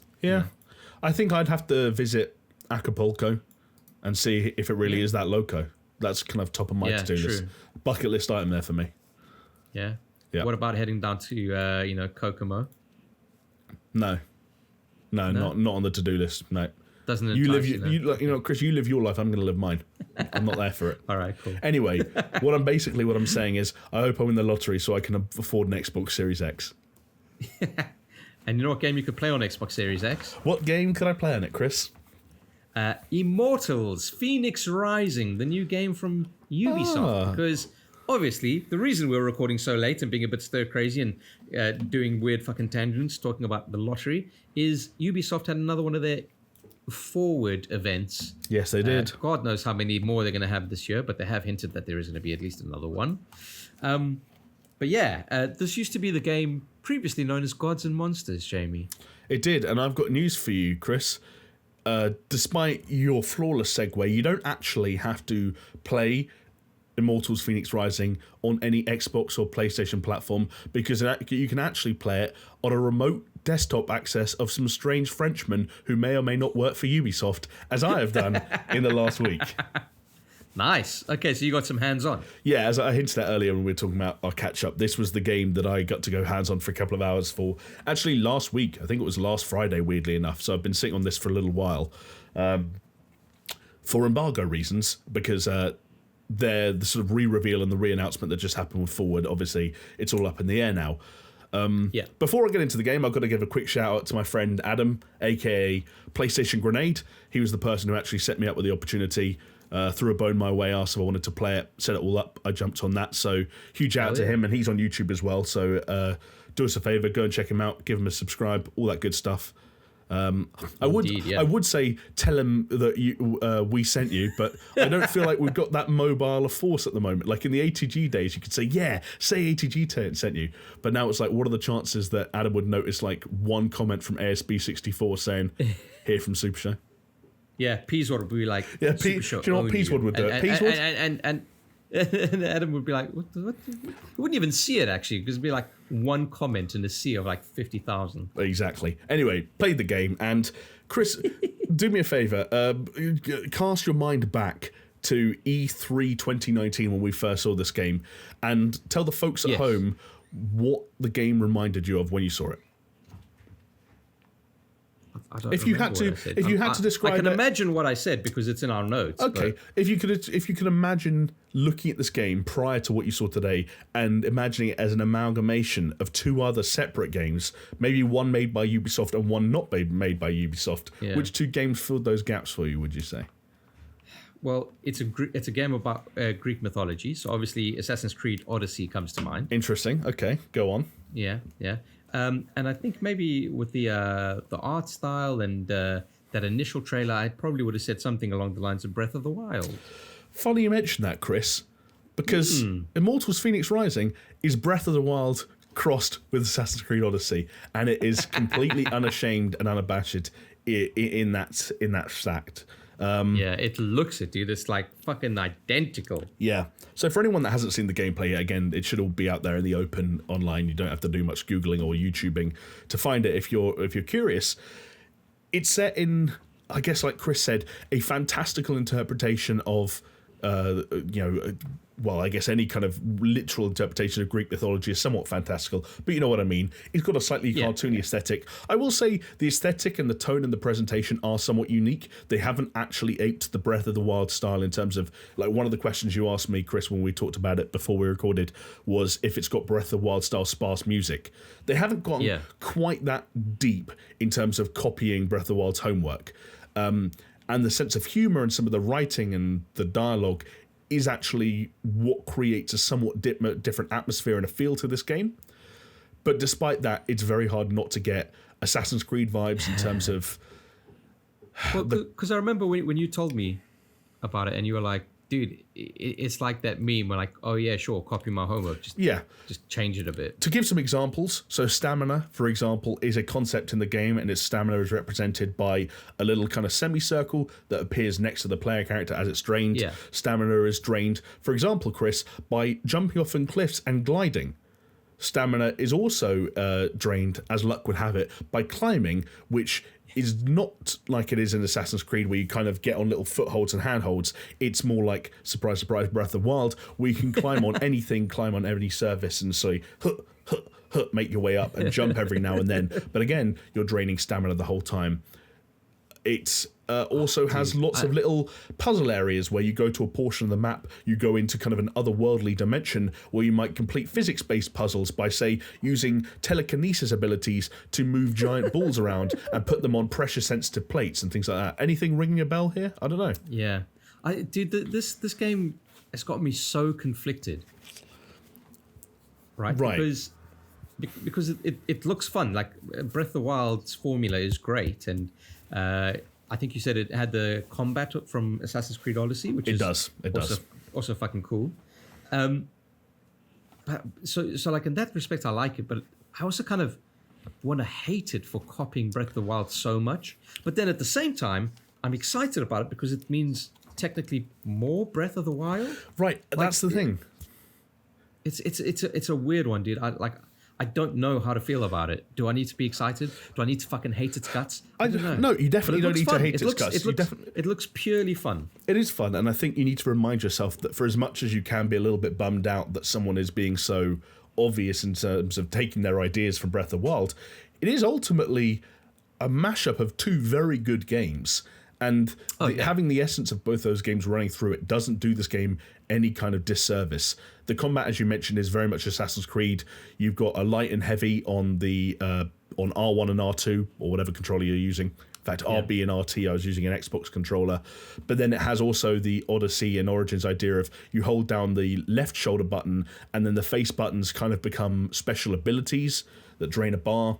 You've kind of got you can dodge very quickly, but you've also got a parry. The character doesn't have a shield, so there's no block, but there is still a parry. Right, yeah. Lots of big fantastical creatures, intriguing takes on designs for lots of fodder enemies from Greek mythology, let's just say. Yeah. That fill out a world that I thought was sufficiently fun to explore in my short time with it. It looks fun, dude. And you know what I'm excited about? It's coming to the Switch. Yeah, so. It'll be a great Switch game. It's going to have that Ubisoft-style open world, lots of checklists and ticking stuff off the box, but with a little bit more of the organic nature of Breath of the Wild. One example is there's a tutorial very early on where it asks you to stand on a cliff top and go to a zoomed-in view, look around. You look around and you'll get a vibration, and that's when you spot things, and they appear on your map when you spot them. And if you want to leave a marker there, you have to place your own custom marker there to say, hey, I'm putting a marker down here. That's Breath of the Wild. Exactly. Right? So they're trying to get some of that slightly more dynamic, naturalistic open world feel that Breath of the Wild provided. Jamie, it's funny when it was my game of the year during the ATG days. Yeah. And I said that Breath of the Wild is such an important game that I feel it'll influence so many games going forward. Yeah. And how funny that one of the major games that it's influenced just fucking is flat out the same game. Yeah. Yeah, exactly. But it's not. That's not a bad thing, No, don't get me wrong. Like when I say I don't know if I need to hate it, it's not because the game looks bad or anything. It's just I think it's just because it's just so brazen how much it's copied. I wonder, right? Because Ubisoft and Nintendo are kind of like chummy, all right? Do you think that Nintendo had any idea that this was going down as it went down? I don't know, dude. I think they're probably going to get away with it. I think it's sufficiently different. Of course they'll get away with it. No, but you know what I mean? Like in terms of like everyone will point it out, but it won't be some weird glaring issue. There are, I said, there are unique ideas there. The combat, for example, is different enough that it doesn't. You don't feel like you're playing Breath of the Wild. You just feel like you're playing a cartoonish, accessible Assassin's Creed game that swaps out Assassin's Creed concepts for Breath of the Wild ones. Yeah, it's interesting. I wonder if man, I'm actually looking forward to it. I'll pick it up on the Switch for sure. I think it's going to be. Isn't it weird, Jamie, that Ubisoft release okay, so they've announced this, they've released this, it's all the info about it. That's all fine. What I find interesting is it's the same week that Nintendo announced Hyrule Warriors: Age of Calamity, which is a prequel to Breath of the Wild, as a fucking Musou game with fucking. It's almost like Ubisoft are delivering the gameplay and Nintendo are delivering the lore, but neither game is exactly what you want it to be. Yeah, and then you've got to think to yourself as well, Breath of the Wild 2 that they're working on, do they look at this game? I mean, Nintendo are a company that wouldn't look at this game. I don't think so. But I think any other company who were working on a sequel, and another company did it, and it's like, hey, here are all these fresh ideas. They probably think like, fuck. Well, we got to. Now that you say it, you remind me. There's a joke that I heard in the Gods and Monsters demo that I played that seemed like a pretty obvious joke at the expense of Breath of the Wild, which is that there are like NPC soldiers kind of standing around in some places. And one line of dialogue that I heard a couple of times repeated because I was doing this one objective, like a traverse objective, a couple of times. I kept fucking it up. And they joke about how their swords keep breaking and they're not sure why. Wow. That's kind of the sense of humor of this game. Like the voiceover at the start of the demo I played introduced it as you did, as the game formerly known as Gods and Monsters. And then there are two dueling narrators and they go on to have an argument about how the word Ubisoft is pronounced. Like that's the sense of humor of this game. If you're into that kind of thing. And I will also say, talking of swords not breaking, important clarification for Assassin's Creed fans, this is not a loot game. This is a gear game, in a sense, but it's not a loot game. So no, greens and blues and purples dropping out of enemies. It's no randoms. Yeah, no randoms. It's like exactly bosses or treasure chests in certain places that drop specific named items with unique looks, and also they don't scale up. There are no numbers attached to an individual weapon. The weapons and armor and things like that, they come with perks. So you go and you can't change weapons. The light attack is automatically your sword. Your heavy attack is automatically I think it was a big axe, and you have your bow and arrow. Those are the only 3 weapons in the game. They never change. So you're upgrading those weapons in general. You're upgrading your sword. You're upgrading your bow and arrow. The ones you're finding in the environment are a new cosmetic and a new set of perks that go on top of it. It's an interesting way of doing it, yeah. Yeah, it simplifies it. Like, another thing that's simplified is that you don't collect arrows. Your bow arrows recharge on a cooldown. They've tried to take some of the bullshit out in a way that I think could also help it, but it still feels customizable. Like, I looked so different by the end of my playthrough than I did at the start. Got some cool armor, you know. That's nice. Yeah. So we talked about that for a while, but yeah, we don't get to play early games very often, so might as well. Yeah, well, you did it. No one else did. Hey, thanks for the invite, Jamie. This is what it's like. This is what you like when you've got friends in higher places, Chris. What can I say? You know, man, Jamie. You know what? It's just disappointing. And you know what else is disappointing? Not this segue, because that was fucking great. Is the Prince of Persia: Sands of Time remaster? Oh, Chris. Correction. Yeah. It's because it's even worse than that. It's the Prince of Persia: Sands of Time remake, which makes this even more annoying. Oh, that is my bad, because it looked like a fucking remaster, and not a good one at that. And you're saying it's a remake, maybe even worse. Yeah. Something that obviously has been rumored for a while, and our own Alex Jones, may he rest in peace, was looking forward to this game quite a lot. This remake. Yes. It just didn't look great, did it? It didn't, no. I thought this was a really strange one. Do you remember that there was a bit of a leak via, I think, a Russian Ubisoft page or a Russian Ubisoft store site or something like that? Yes. Leaked kind of like a brief look at it, and we looked at it, we're like, those faces, those character models don't quite look right, and sure enough, that transitioned into the trailer they showed for the game. I don't know what's happened, but they have remade this game. They've obviously done it from the ground up, because we're looking at entirely new assets, they're entirely new models. They've recaptured and re-recorded all the voice and mocap stuff with... And that's where the remake stuff comes in, yes, right? But it doesn't look good. The character models, especially in their faces and the hair, Jonesy wanted to point out when we were discussing it earlier, they look old, is the way I'd put it. Yeah. Despite the fact that this is a game being made from the ground up for now, which when other games do it, as in the case of, Crash or Tony Hawk's Pro Skater or Spyro or Mafia, it doesn't look bad. Mafia, dude, that Mafia looks great. It looks amazing. Mafia looks great. I keep joking to the people in the Discord, like, I've got to get in touch with our man at 2K, because this was the first time in like 3 or 4 years. No, take that back. Maybe 2 years that I hadn't heard from him about basketball, which I wonder if I'm wondering if that means I'm off the list now because the Super Show doesn't bring in the big bucks. But I've got to, if there is any sway, any potential left in that friendship, then I've got to try and see if that extends to that Mafia game. But exactly, like, it's a great point. You look at this Sands of Time again remake, and it doesn't look. Dude, it looks like a mobile game. I mean, kinda. Like, actually, some mobile games look better. You know what's really sad is at the end of the trailer that they showed off, where they had the pre-order bonuses, whatever, and you could change the skin to look like the original Sands of Time skin. Right. And that looked great, like, because it's obviously,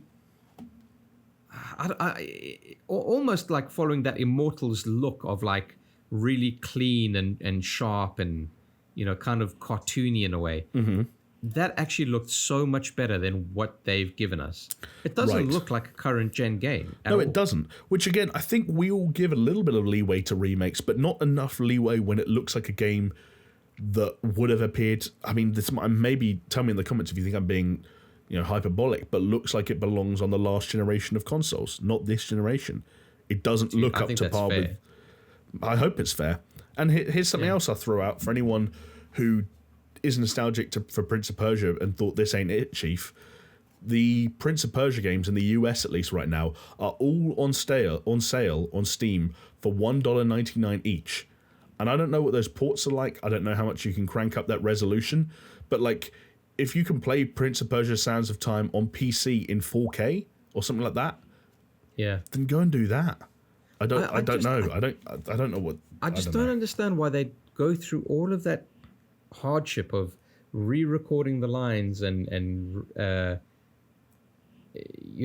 re-recording the fucking mocaps and stuff, and just have it look like that. It looks like a remaster than a remake. So why not just remaster it then instead? I don't know. Like, in some respects, in terms of the kind of the look and the feel and the style of that game, I might have preferred it. I think it's extremely. It's just a wasted opportunity, dude. It does feel like one. I can't put my finger on exactly what seems wrong with it, because there was some environmental stuff that kind of seemed fine, but honestly, like, I don't think we're tripping here. I honestly think if anyone watches this trailer, they'll see what we're seeing. Yeah, it doesn't look right, and also it's just the first game, which was a good game, but also very different from where the other two in that trilogy went.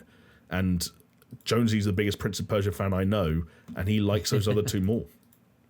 Yeah, well, this is the thing. I think they were such a departure from the original one, and I don't know. The original one's definitely got its charm. Yes, agreed. Agreed. But yeah, maybe it's too different to the other two for them to have actually done it as a trilogy, or maybe they're wanting to see what the reception of this would be. Maybe. I don't know. But then that's fucking frustrating for anyone that really wants the second or the third one, because if they fuck this up and that's the reason you don't get it, then it's like, okay, yikes. Like, I mean, Nintendo just fucking won the hearts and minds by doing remasters. Like, they took a game from the 90s that ran on the N64 and did nothing to it apart from bump up the resolution. And everyone's still like, yeah, I'm there day one, $60, sign me up. Like, it's not that complicated. But when you invoke the word remake and you do that work, people have expectations and they haven't met them. It's a shame. Yeah, dude, totally.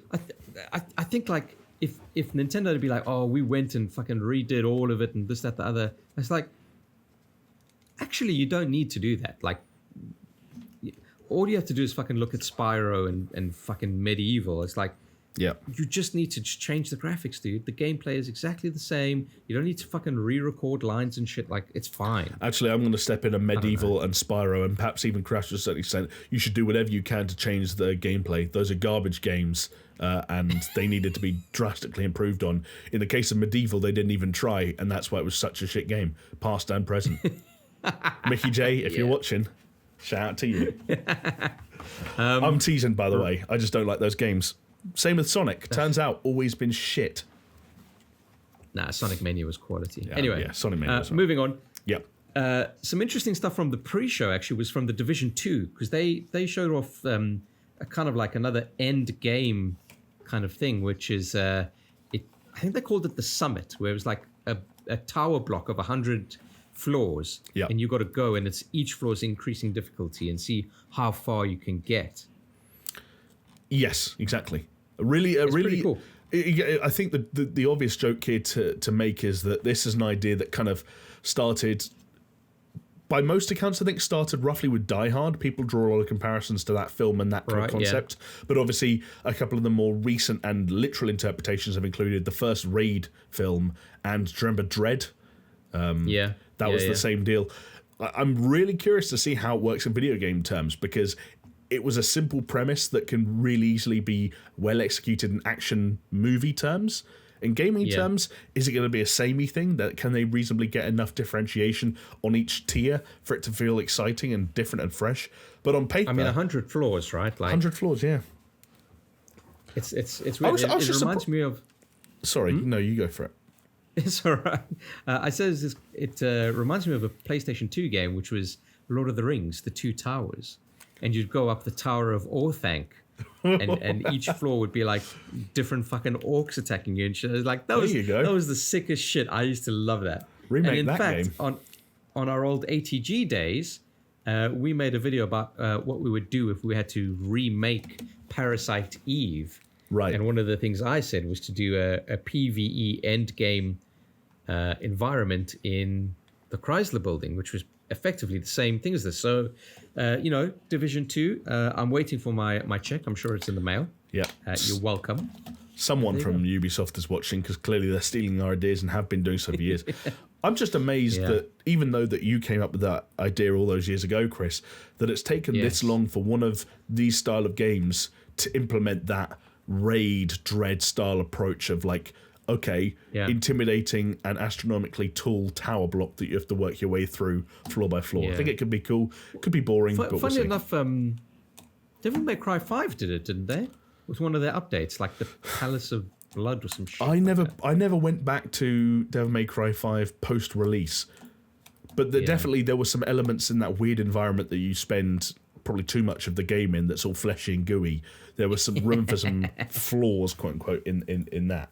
Yeah, sure. I think they did because I think it was something from like DMC2. I don't know. I'm getting ahead of myself. Anyway, but look, overall, this fucking Ubisoft thing was fucking bizarre, I thought. So they had some more stuff, right? Okay, Rainbow Six Siege. They showed off the Shadow Legacy thing with some kind of like an animated thing. Basically, Sam Fisher is in Rainbow Six Siege and not in a game of his own, which is fucking ridiculous. And they're also having this like World Cup esports tournament, which is actually a pretty cool idea, where teams would represent their countries and stuff. I'm really down for stuff like that. But then, I mean, what's the nicest way to say it? Then things got weird, okay? Fucking Watch Dogs Legion has got Stormzy in it, all mo-capped, and he sings a song, and you do some missions for him or some shit. And then Aiden Pierce comes back as DLC, and the fucking creative director has the gall to say, well, you all asked for it, so here's Aiden Pierce. Who's fucking asking for Aiden Pierce in a game? Dude, again, maybe we're out of touch. I don't know what's going on. I made the mistake of having the YouTube chat open for the Watch Dogs Legion sequence when Stormzy was introduced. And again, maybe it's just because of the country we're from, the city we're from. I don't know. Stormzy's cool, but like, it's. But yeah, do you know what the chat was saying when Stormzy was introduced? God, do I want to know? In fact, you can imagine. You can imagine what they were saying. Blah blah blah blah blah. Progressive, inclusionary. BLM, blah, blah, blah, you name it, they were going there just because fucking Stormzy, of all people, was in a Watch Dogs game set in fucking London. And then Aiden it makes Pierce. sense, but it's just fucking weird to me. It's weird. Yeah, but no, it's on the flip side. Aiden fucking Pierce, the most boring motherfucker in the history of video game protagonists. Literally. But Jamie, it was prefaced by saying, you all asked for it, so we're finally bringing him back. But the thing is, people had this weird nostalgic thing where I guess some people had a better time than we thought they did with the first Watch Dogs game, and by extension, have a weird connection or affinity with Aiden Pierce, despite the fact that he is literally the personification of everything that's wrong with not just Watch Dogs, but with a lot of Ubisoft games from that era. Like, he is as bland as the world that he exists in. He is so bland that they had to call his cap iconic because nothing about his personality was.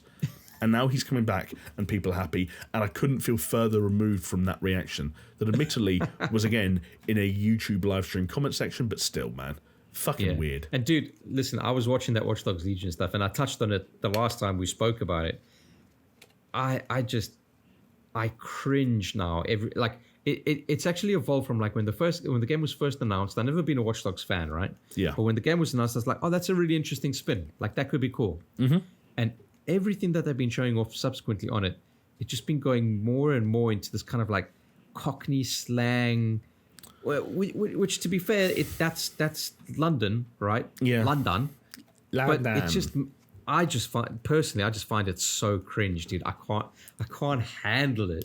It's like everyone's a fucking lagerlout and everyone's like from fucking EastEnders and shit. Like, Coronation, I can't handle it, Jamie. I'm going to give them the benefit of the doubt for the time being, but I do know what you're talking about, and it does sort of verge occasionally a little bit too close to that line where humor ends and cringe begins, I guess.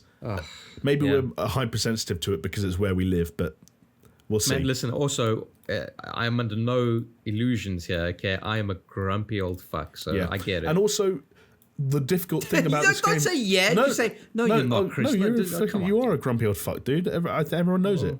You have your moments, but no, I'm teasing you. Thanks. But no, the real reason I didn't react is because I was rushing to make my next point because that's how good I am at conversations. Wow. Yeah, I'm just being honest. The reason I was giving it want to give this game the benefit of the doubt is that Watch Dogs 2 was a game that was unfairly maligned based on assumptions people made around the tone and the characters that ended up actually being okay.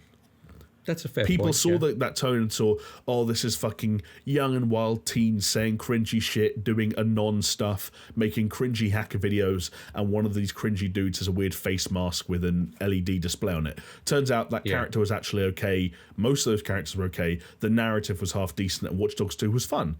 And I don't think not enough people amended the way they saw that game prior to it coming out. So that's why I want to give Legion the benefit of the doubt until we know for sure exactly what we're dealing with.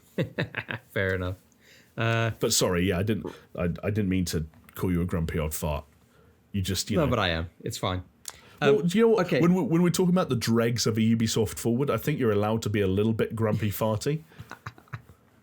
Dude, I was watching this thing and I was like, why bother having one of these things? Right, yeah, exactly. As we'll touch on before we move on, like, there are reasons for Ubisoft to step back into the spotlight. Perhaps the ones they chose today weren't enough, but we'll see. I don't know, dude. So they ended up the whole fucking thing with a one more thing, right? And you're like, yes, awesome. I honestly, I thought this whole thing was going to be Prince of Persia: Sands of Time was the one more thing. Because obviously I thought maybe they put a lot more work into it than just fucking, I don't know, pissing on the legacy of Prince of Persia. But no, their one more thing was something called Riders Republic. Yes. Which is a racing game of sorts. With like BMXs and like fucking wingsuits and shit. Like, when it started, Jamie, you were saying, oh, is this like Steep 2?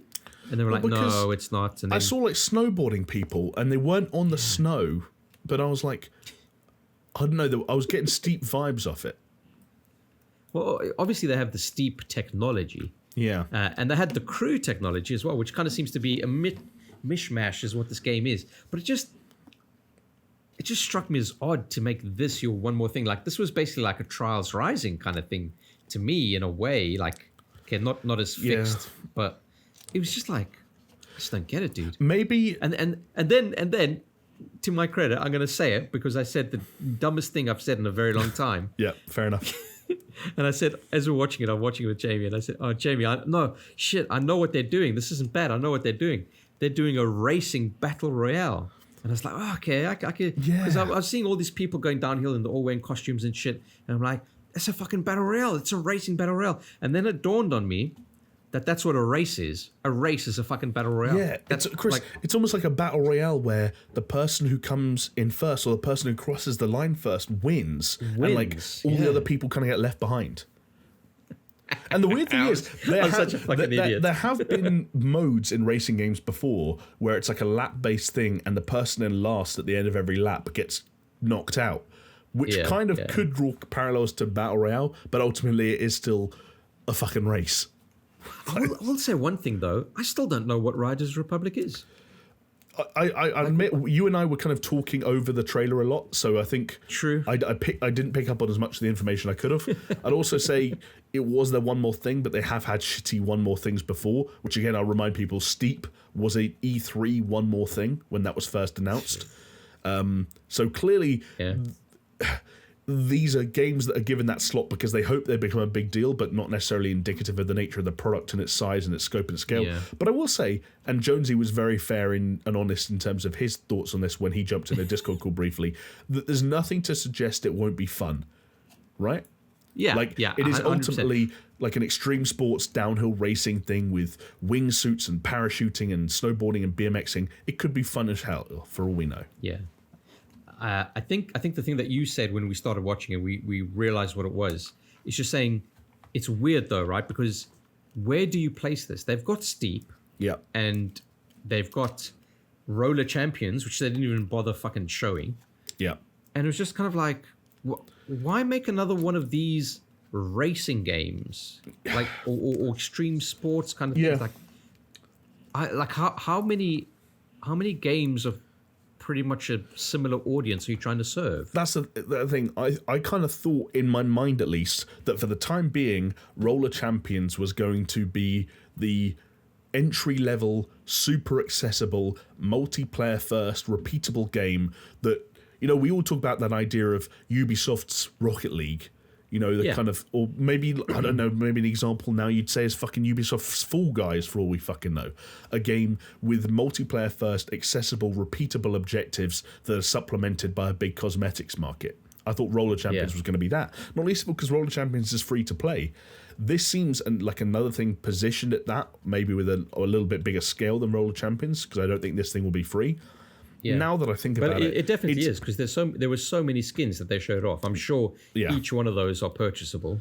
But now that I look at it, and now that I think about it, I think a better way of positioning Riders Republic is Ubisoft admitting that they made that in Steep, because this is also Ubisoft Annecy, who made Steep, which is, well, there's a bunch of studios working on this, but that was the one they quoted, and that was the person where the place where the dev was from, the one that spoke during the forward. So that's why we keep bringing up Steep.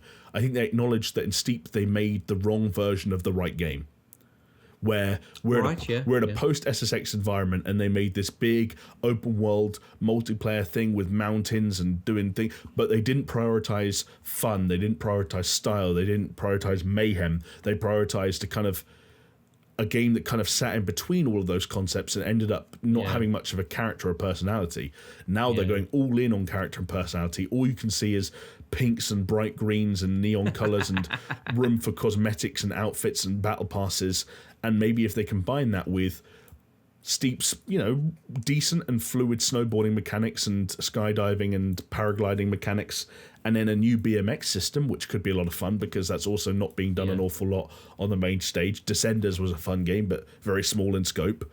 Maybe they want some of that market. Maybe there is a big market. I don't know. We'll see. Yeah, it's but then it's also this weird thing where super extreme sports people want their sports treated fairly, and then people who want fun don't care about what the sport is because they want to have fun. I don't know if that makes sense, but yeah. I was kind of hoping that it would go more like SSX tricky and like combos and shit and fucking going absolutely wild, but I don't know. But then also combos it does and tricks. Look fun though. It does look fun. Yeah, and combos and tricks were a big part of SSX, but the events that I always remember doing in SSX were always like those downhill races. Yeah. Where you just did tricks to get speed. Yeah, you did tricks to get speed and stuff. I don't know. Yeah. We'll see. Hell yeah. But you know what? You know what's glaringly obvious in this one? What's that? Where's Rainbow Six Siege Quarantine? Where's Roller Champions? Where's Skull and Bones? Okay, they did release a press release saying like, hey, it's being reworked and whatever. And the biggest one that's on everyone's mind is where's Beyond Good and Evil 2? Yeah. That game doesn't exist anymore. Vaporware. Like I mean, not really, but yeah, no, not really. They're still working on it, but it's like show something, right? Yeah, Beyond Good and Evil 2 is one of those ones where kind of like with The Elder Scrolls 6, when it showed up at E3, we all sat around and joked, "Oh well, see you in 10 years," and it's like now you're looking back on it, like I hope I wasn't right. Now 10 years is obviously excessive, but dude. Yeah, but hold on. But the difference here is right. Elder Scrolls 6 was just a fucking title. On a background, whereas Beyond Good and Evil 2, they kept on having these like dev days where they were showing like live streams of actual gameplay. They were doing dev days, and they have shown snippets of gameplay and stuff. You're right. Like, not even snippets, dude. Like fucking. Yeah, but those streams never felt exhaustive to me. I don't know. No, they weren't exhausted because it looks like you can't go and watch an hour of Beyond Good and Evil 2 gameplay. I don't think that's a fair. Like you can, but you can't. I don't know. I know I'm contradicting myself, but it's like when you watch that gameplay, you're not seeing a game. Yeah, no, I get what you're saying. Yeah, I know. But it's just. But that game could be that obviously now has to pivot and reposition itself as probably an exclusively next gen game, and we don't know how much work they did for the previous generation of consoles, so we don't know how likely they thought it was at the time that they would come out by the end of 2020. Maybe that sort of work. I don't know. Obviously, you do get games. Too Human being the most infamous example of all time, that get caught up in the loop of not being able to come out on the console generation in time, and when they do come out, it's a fucking disaster. And I don't think this is going to be one of those, but it's strange and slightly strange. Anything can happen, dude.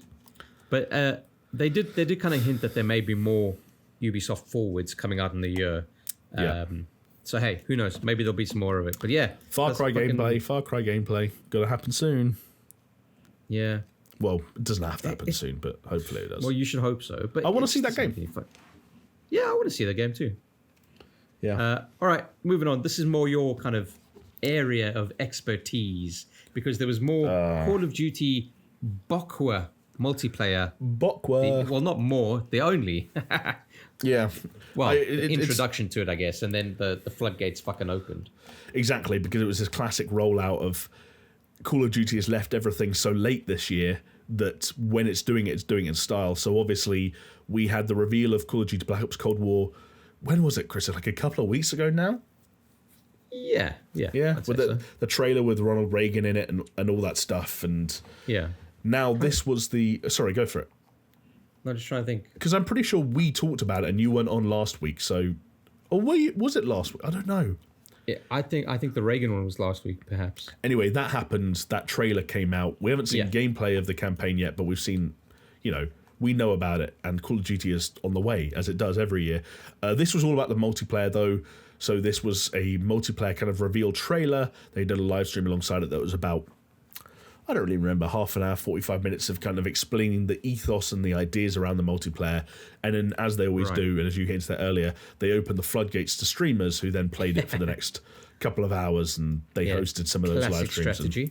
And hey, it works because I sat there and I was, flipping around. You get a bunch of those kind of high-profile dudes in a room, and I can just sit there and watch them. I don't know why.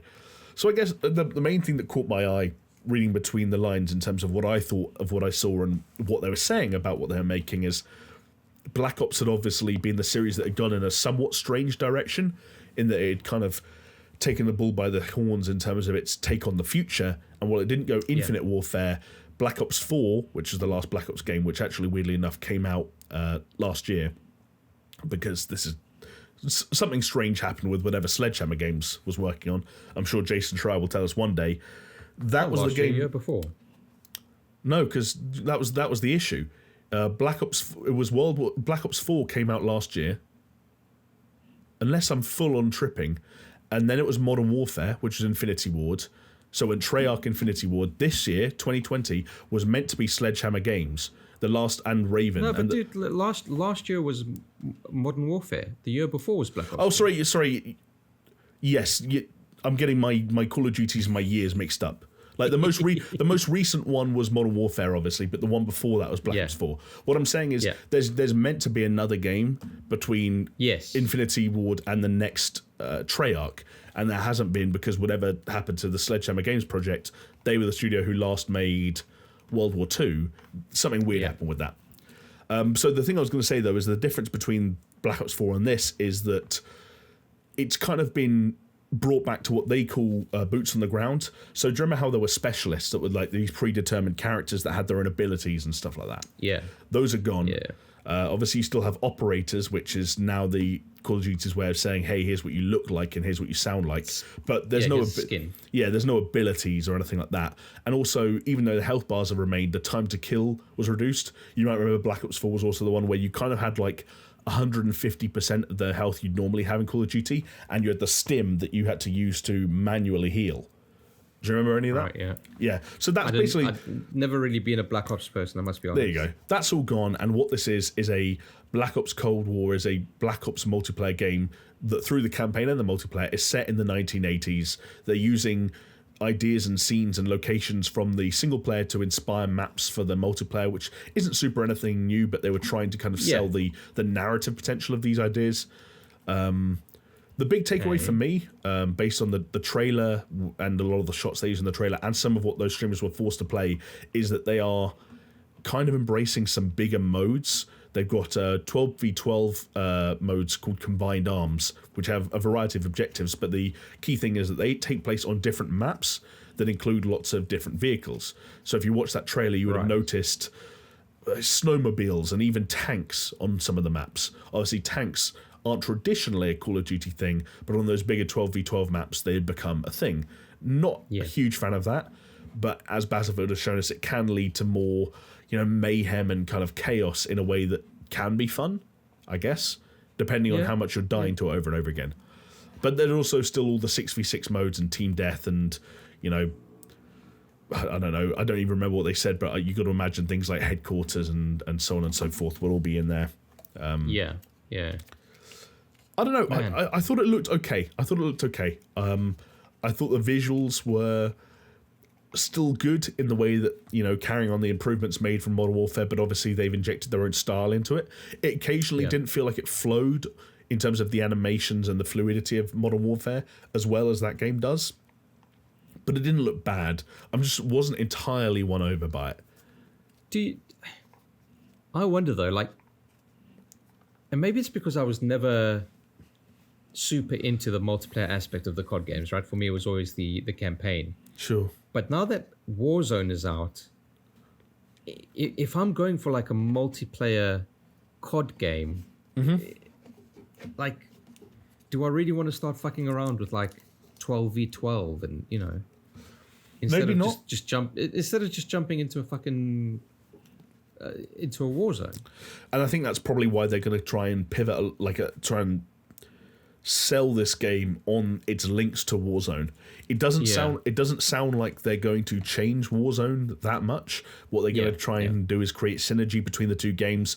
So already know they're going to share a battle pass, for example, and we already know there are going to be weapons and apparently even narrative hooks that are kind of inspired by Black Ops and end up in Warzone. I don't know how that's going to work, but that's what they've said.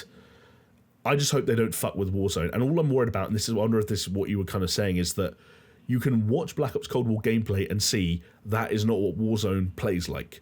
So if you have Warzone and Black Ops Cold War's multiplayer existing at the same time and playing differently, because one's a Treyarch game from the ground up and the other was made by an amalgamation of different studios, but predominantly Infinity Ward, that kind of fucks with things. Especially as they've confirmed that weapons, for example, aren't going out of Warzone.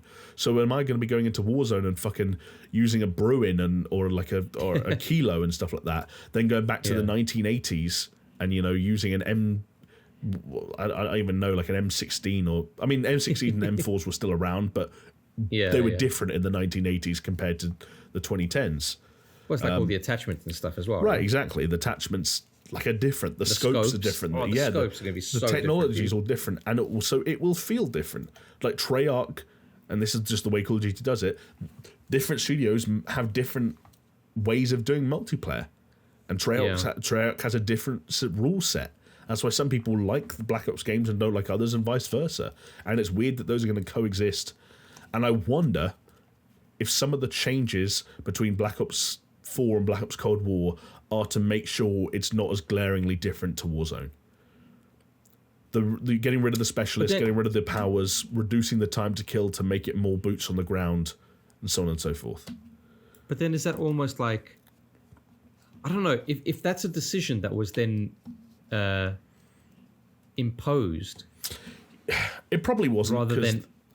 They didn't know Warzone was what it was going to be until probably sometime around like March, April, maybe even May, after a couple of months when they're like, actually, the numbers keep going up. So there probably wasn't enough time. But then again, there are weird things around this game. We know that Sledgehammer and Raven Software's game was cancelled and mysteriously disappeared. We know that Treyarch had to turn this game around very quickly, which is why Call of Duty is going back to Black Ops for the second time in 3 years. We know that Call of Duty games are usually announced and revealed around May time or whenever the NBA finals are, and this time it wasn't revealed until late August, early September. They missed the entire summer and E3 period, which is usually when they debut their campaign gameplay, and that hasn't even happened yet. There are strange things around this game, but we'll have to wait and see, I guess. I think that's coming out in November. I might be wrong. Yeah, it's mad, man. It's mad. Like, this whole year has been so fucking topsy-turvy, upside down, hasn't it? Where just the expected timelines of things. Like, you even look at going back to the Xbox and the PlayStation. Like, dude, let me put it this way. PlayStation doesn't have a release date yet, even though there's been leaks. Doesn't have a price yet, even though there's been leaks. If you're assuming, going by the leaks, I think it was November 17th that they're aiming for. Which, for the PS5? Yeah, for the PS5. Yeah, which I think is exactly a week after the Xbox, which is November 10th, I believe. Yes, yeah. But here's where it gets sticky, right? Because you want to announce the pricing of the PlayStation before pre-orders go up for the Xbox. And pre-orders for the Xbox go up on the 22nd. That's why some people think that essentially PlayStation have to announce their, at the time of recording, it's Thursday night here, PlayStation have to announce their price either tomorrow, Friday, or early next week. Dude, but how can they do it on Friday? It's fucking 9/11. But Are they really going to do that? do companies think about that? I mean, they must do, dude. Maybe I'm not in touch enough with kind of how sensitive and not sensitive that topic is. I mean, Sony cancelled one of their reveals, or postponed one of their reveals, to honor the Black Lives Matter movement. Like, okay, yes, fair enough. About that stuff. Fair enough. Yeah, I suppose they do. I don't know. My point is this. My point is this. It's like the usual thing that you'd think would happen is not happening. Yeah. I mean, whatsoever. Look at this Xbox thing. It's just so fucking weird. This Xbox thing happened because it leaked, and Phil Spencer tweeted out, like, whatever it was earlier today or yesterday, said this stuff was meant for next week, and we're showing it now. He's already admitted that. So PlayStation are probably already thinking, holy shit, what are we going to do now? They probably are panicking, and it probably won't happen in the way it was going to, but we'll see. Well, it's got to happen next week in my mind. Because like you said, they don't want pre-orders open on the Xbox for a significant amount of time before the PlayStation. They don't want to let that happen. That also means that they're going to have to give out their pricing and have to have their pre-orders in or around the 22nd of September as well. I think if it almost like forces their hand. I think it kind of does, but I think they would have this stuff ready to mobilize by now. I don't, even if it is 9/11 tomorrow, I don't think there are people in Sony sat around saying, we'll take a long weekend, Friday, Saturday, Sunday off, we'll come back on Monday and think about this stuff. There are going to be people working 24/7 to do whatever they need to do, which, again, I'll remind you, in the case of Xbox, was tweets. Yeah. That's all they had to do. So that's how, simple this, digital age. We always talk about how companies don't need E3, don't need big events anymore. Do you know what you do? If you're big enough, you tweet. If you're Rockstar, you tweet. Yeah, true. If you're Sony or PlayStation, you tweet. Let's end this off, right? So now I'm going to ask you a question. Just going back to the consoles, what is your price predictions for the PlayStation? I am honestly... I'm trying not to draw a blank on this. I'm in two minds. Yeah. One mind says that all they wanted to do with the cat and mouse thing was make sure that they weren't more expensive, and that the PlayStation 5 and the bigger version of it, the one with the disc drive, will be in dollars $499, in pounds $449. Yeah. There's another part of me that wonders if they do try and squeeze any kind of undercut they can, and that's the reason they wanted to go second, which means that maybe we could be talking about 480, 475. I can't see it being lower than 450. Even 450 seems like a stretch. So my prediction, as weird as it sounds, I think they're going to match him. I think they're just going to do 500 and call it a day. 500. I don't think either of them were necessarily as scared about it being the same price as the other as much as they were scared about being the more expensive. I might be wrong, but there you go. Yeah, I think you're probably right. But I'm just guessing. What about you? I think $500. Yeah, I think that's fair. And then I actually have a bet going with Martin from Just Interesting, saying that I reckon it's going to be, the digital edition is going to be $100 cheaper. And he thinks it's going to be $50. He reckons it's only going to be $50. I would not put money down in either direction, because again, we could all guess the ballpark stuff, but again, one of you's right, and I don't know which one. Yeah, I've got to be totally honest. I think but that's what makes it exciting. It's not like it's not like, oh, easiest money of my life. It's like, dude, like fair play. And you know what else fair play? Like we both guessed 500, but if Sony come out and put out that tweet, probably not tomorrow as you pointed out, but let's say Monday, Tuesday, if Sony tweet and say, hey, it's 450, then my God, fair play to them. I don't know what kind of a loss they're taking on that, but that makes Microsoft look... I'm not saying it puts them in trouble, because I don't think this generation is going to play out like that. I don't think it works that way. Yeah. But that puts Sony in a very healthy position if they manage to go. But then again, you've got Microsoft who's saying we've got the most powerful console and we've got the cheapest console. Right, and that's why I said I don't think the generation is necessarily going to work out like that. This isn't as binary as it was in 2013, and Microsoft have made sure it's not that binary over the course of the generation. In many ways, they've spent the last generation preparing to be okay when they lose again. And I think they will be okay when they lose again. And I think they will lose again in traditional terms.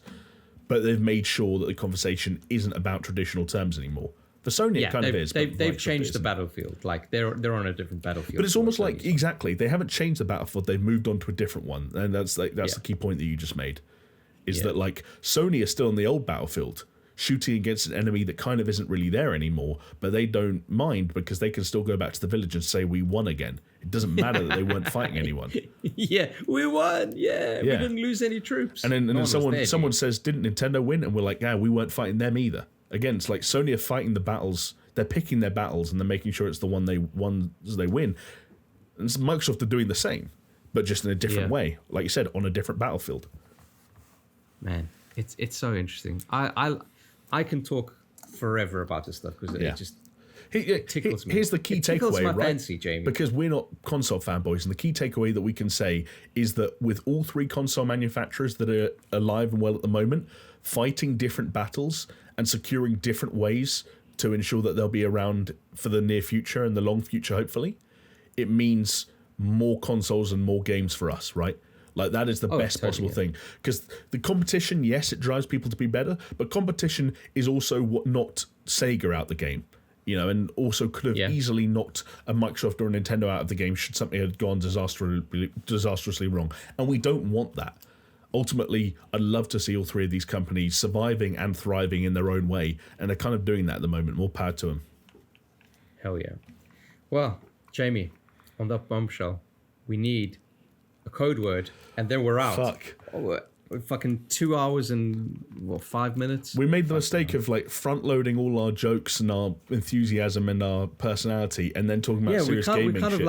We've upended this, haven't we? We've ended on a bit of down. I've got to be totally honest. I'm tired as fuck. Like, I'm so tired. It's 12:30, like midnight, like 12. Yeah, like midnight. 0026. It's like fucking hell. Oh, I've got to we still have to edit this Red Bull. Shit. Yeah, I know. Can you believe it? Yeah. Jeez. Yeah, catchphrase. Fuck. What did we say that was funny? I don't fucking know, dude. What did we talk about at the beginning? Who wants to be a millionaire? I don't know. The thing is, lotto winners. No, that's not funny. Come on, dude. Get your mind out the gutter. Tell you what I'm going to do. I'm going to look up another murderer. Oh, God. Here we go.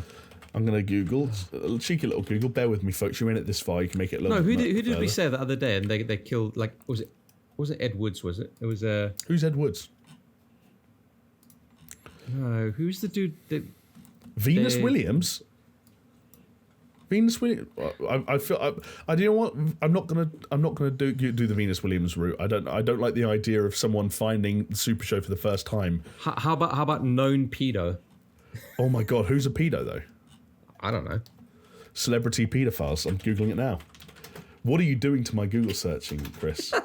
You didn't. You doing it yourself, dude. No one told you to search this. 7 select. Oh, it's a YouTube video. It's going to be the richest, isn't it? No, it's not the richest. Oh, dude. Now, oh my God, I'm getting weird results. I shouldn't have done this. You're gonna get a task force knocking down that door. I kind of thought there would be like a Matthew Broderick-esque funny example of this, but you're quickly reminded when you see who the names are that like there's nothing. It's not funny. Like these guys are. I don't know. Hold on, I think I've got one. I'm looking it up. Okay. Known pervert. How about that one? That's fair. Yeah, sure. Let's do it. Let's get sued. Known pervert Paul Rubens, who you may know as Pee Wee Herman. Wow. But here's the thing, folks. Yeah. What? I'm going to say if anyone does use this as the little code word at the end of the thing, you have to say allegedly. You have to be clear. It's all alleged. Yeah, allegedly. It's in July 1991. Rubens was arrested for indecent exposure in an adult theater in Sarasota, Florida. The arrest set off a chain reaction of national media attention that changed the general public's view of Rubens and Pee Wee Herman. So Pee Wee Herman, obviously a kid's character, quite prominent in and around July 1991. And this dude goes to an adult theater and starts fucking jerking it. Oh, well, Chris, allegedly. I'll tell you what, I want 2 code words here, all right? We can have alleged known pervert Pee Wee Herman, or Paul Rubens, if you prefer. But also, let us know if you want if you would listen. Spin it out into its own podcast. Yeah, called Known Murderers. Perverts, but racist. It would be murderers, racists, and perverts, right? But yeah, perverts, racist, murderers, a celebrity story. An alleged story. Alleged stories from the dark. I'm doing like a Netflix special now. Alleged stories from the dark, seedy underworld of known murderer of racist pervert celebrities. Jesus Christ! It's a 3-part miniseries where we explore the dank, dirty depths of the time that Mark Wahlberg blinded a Vietnamese man with a stick. Allegedly.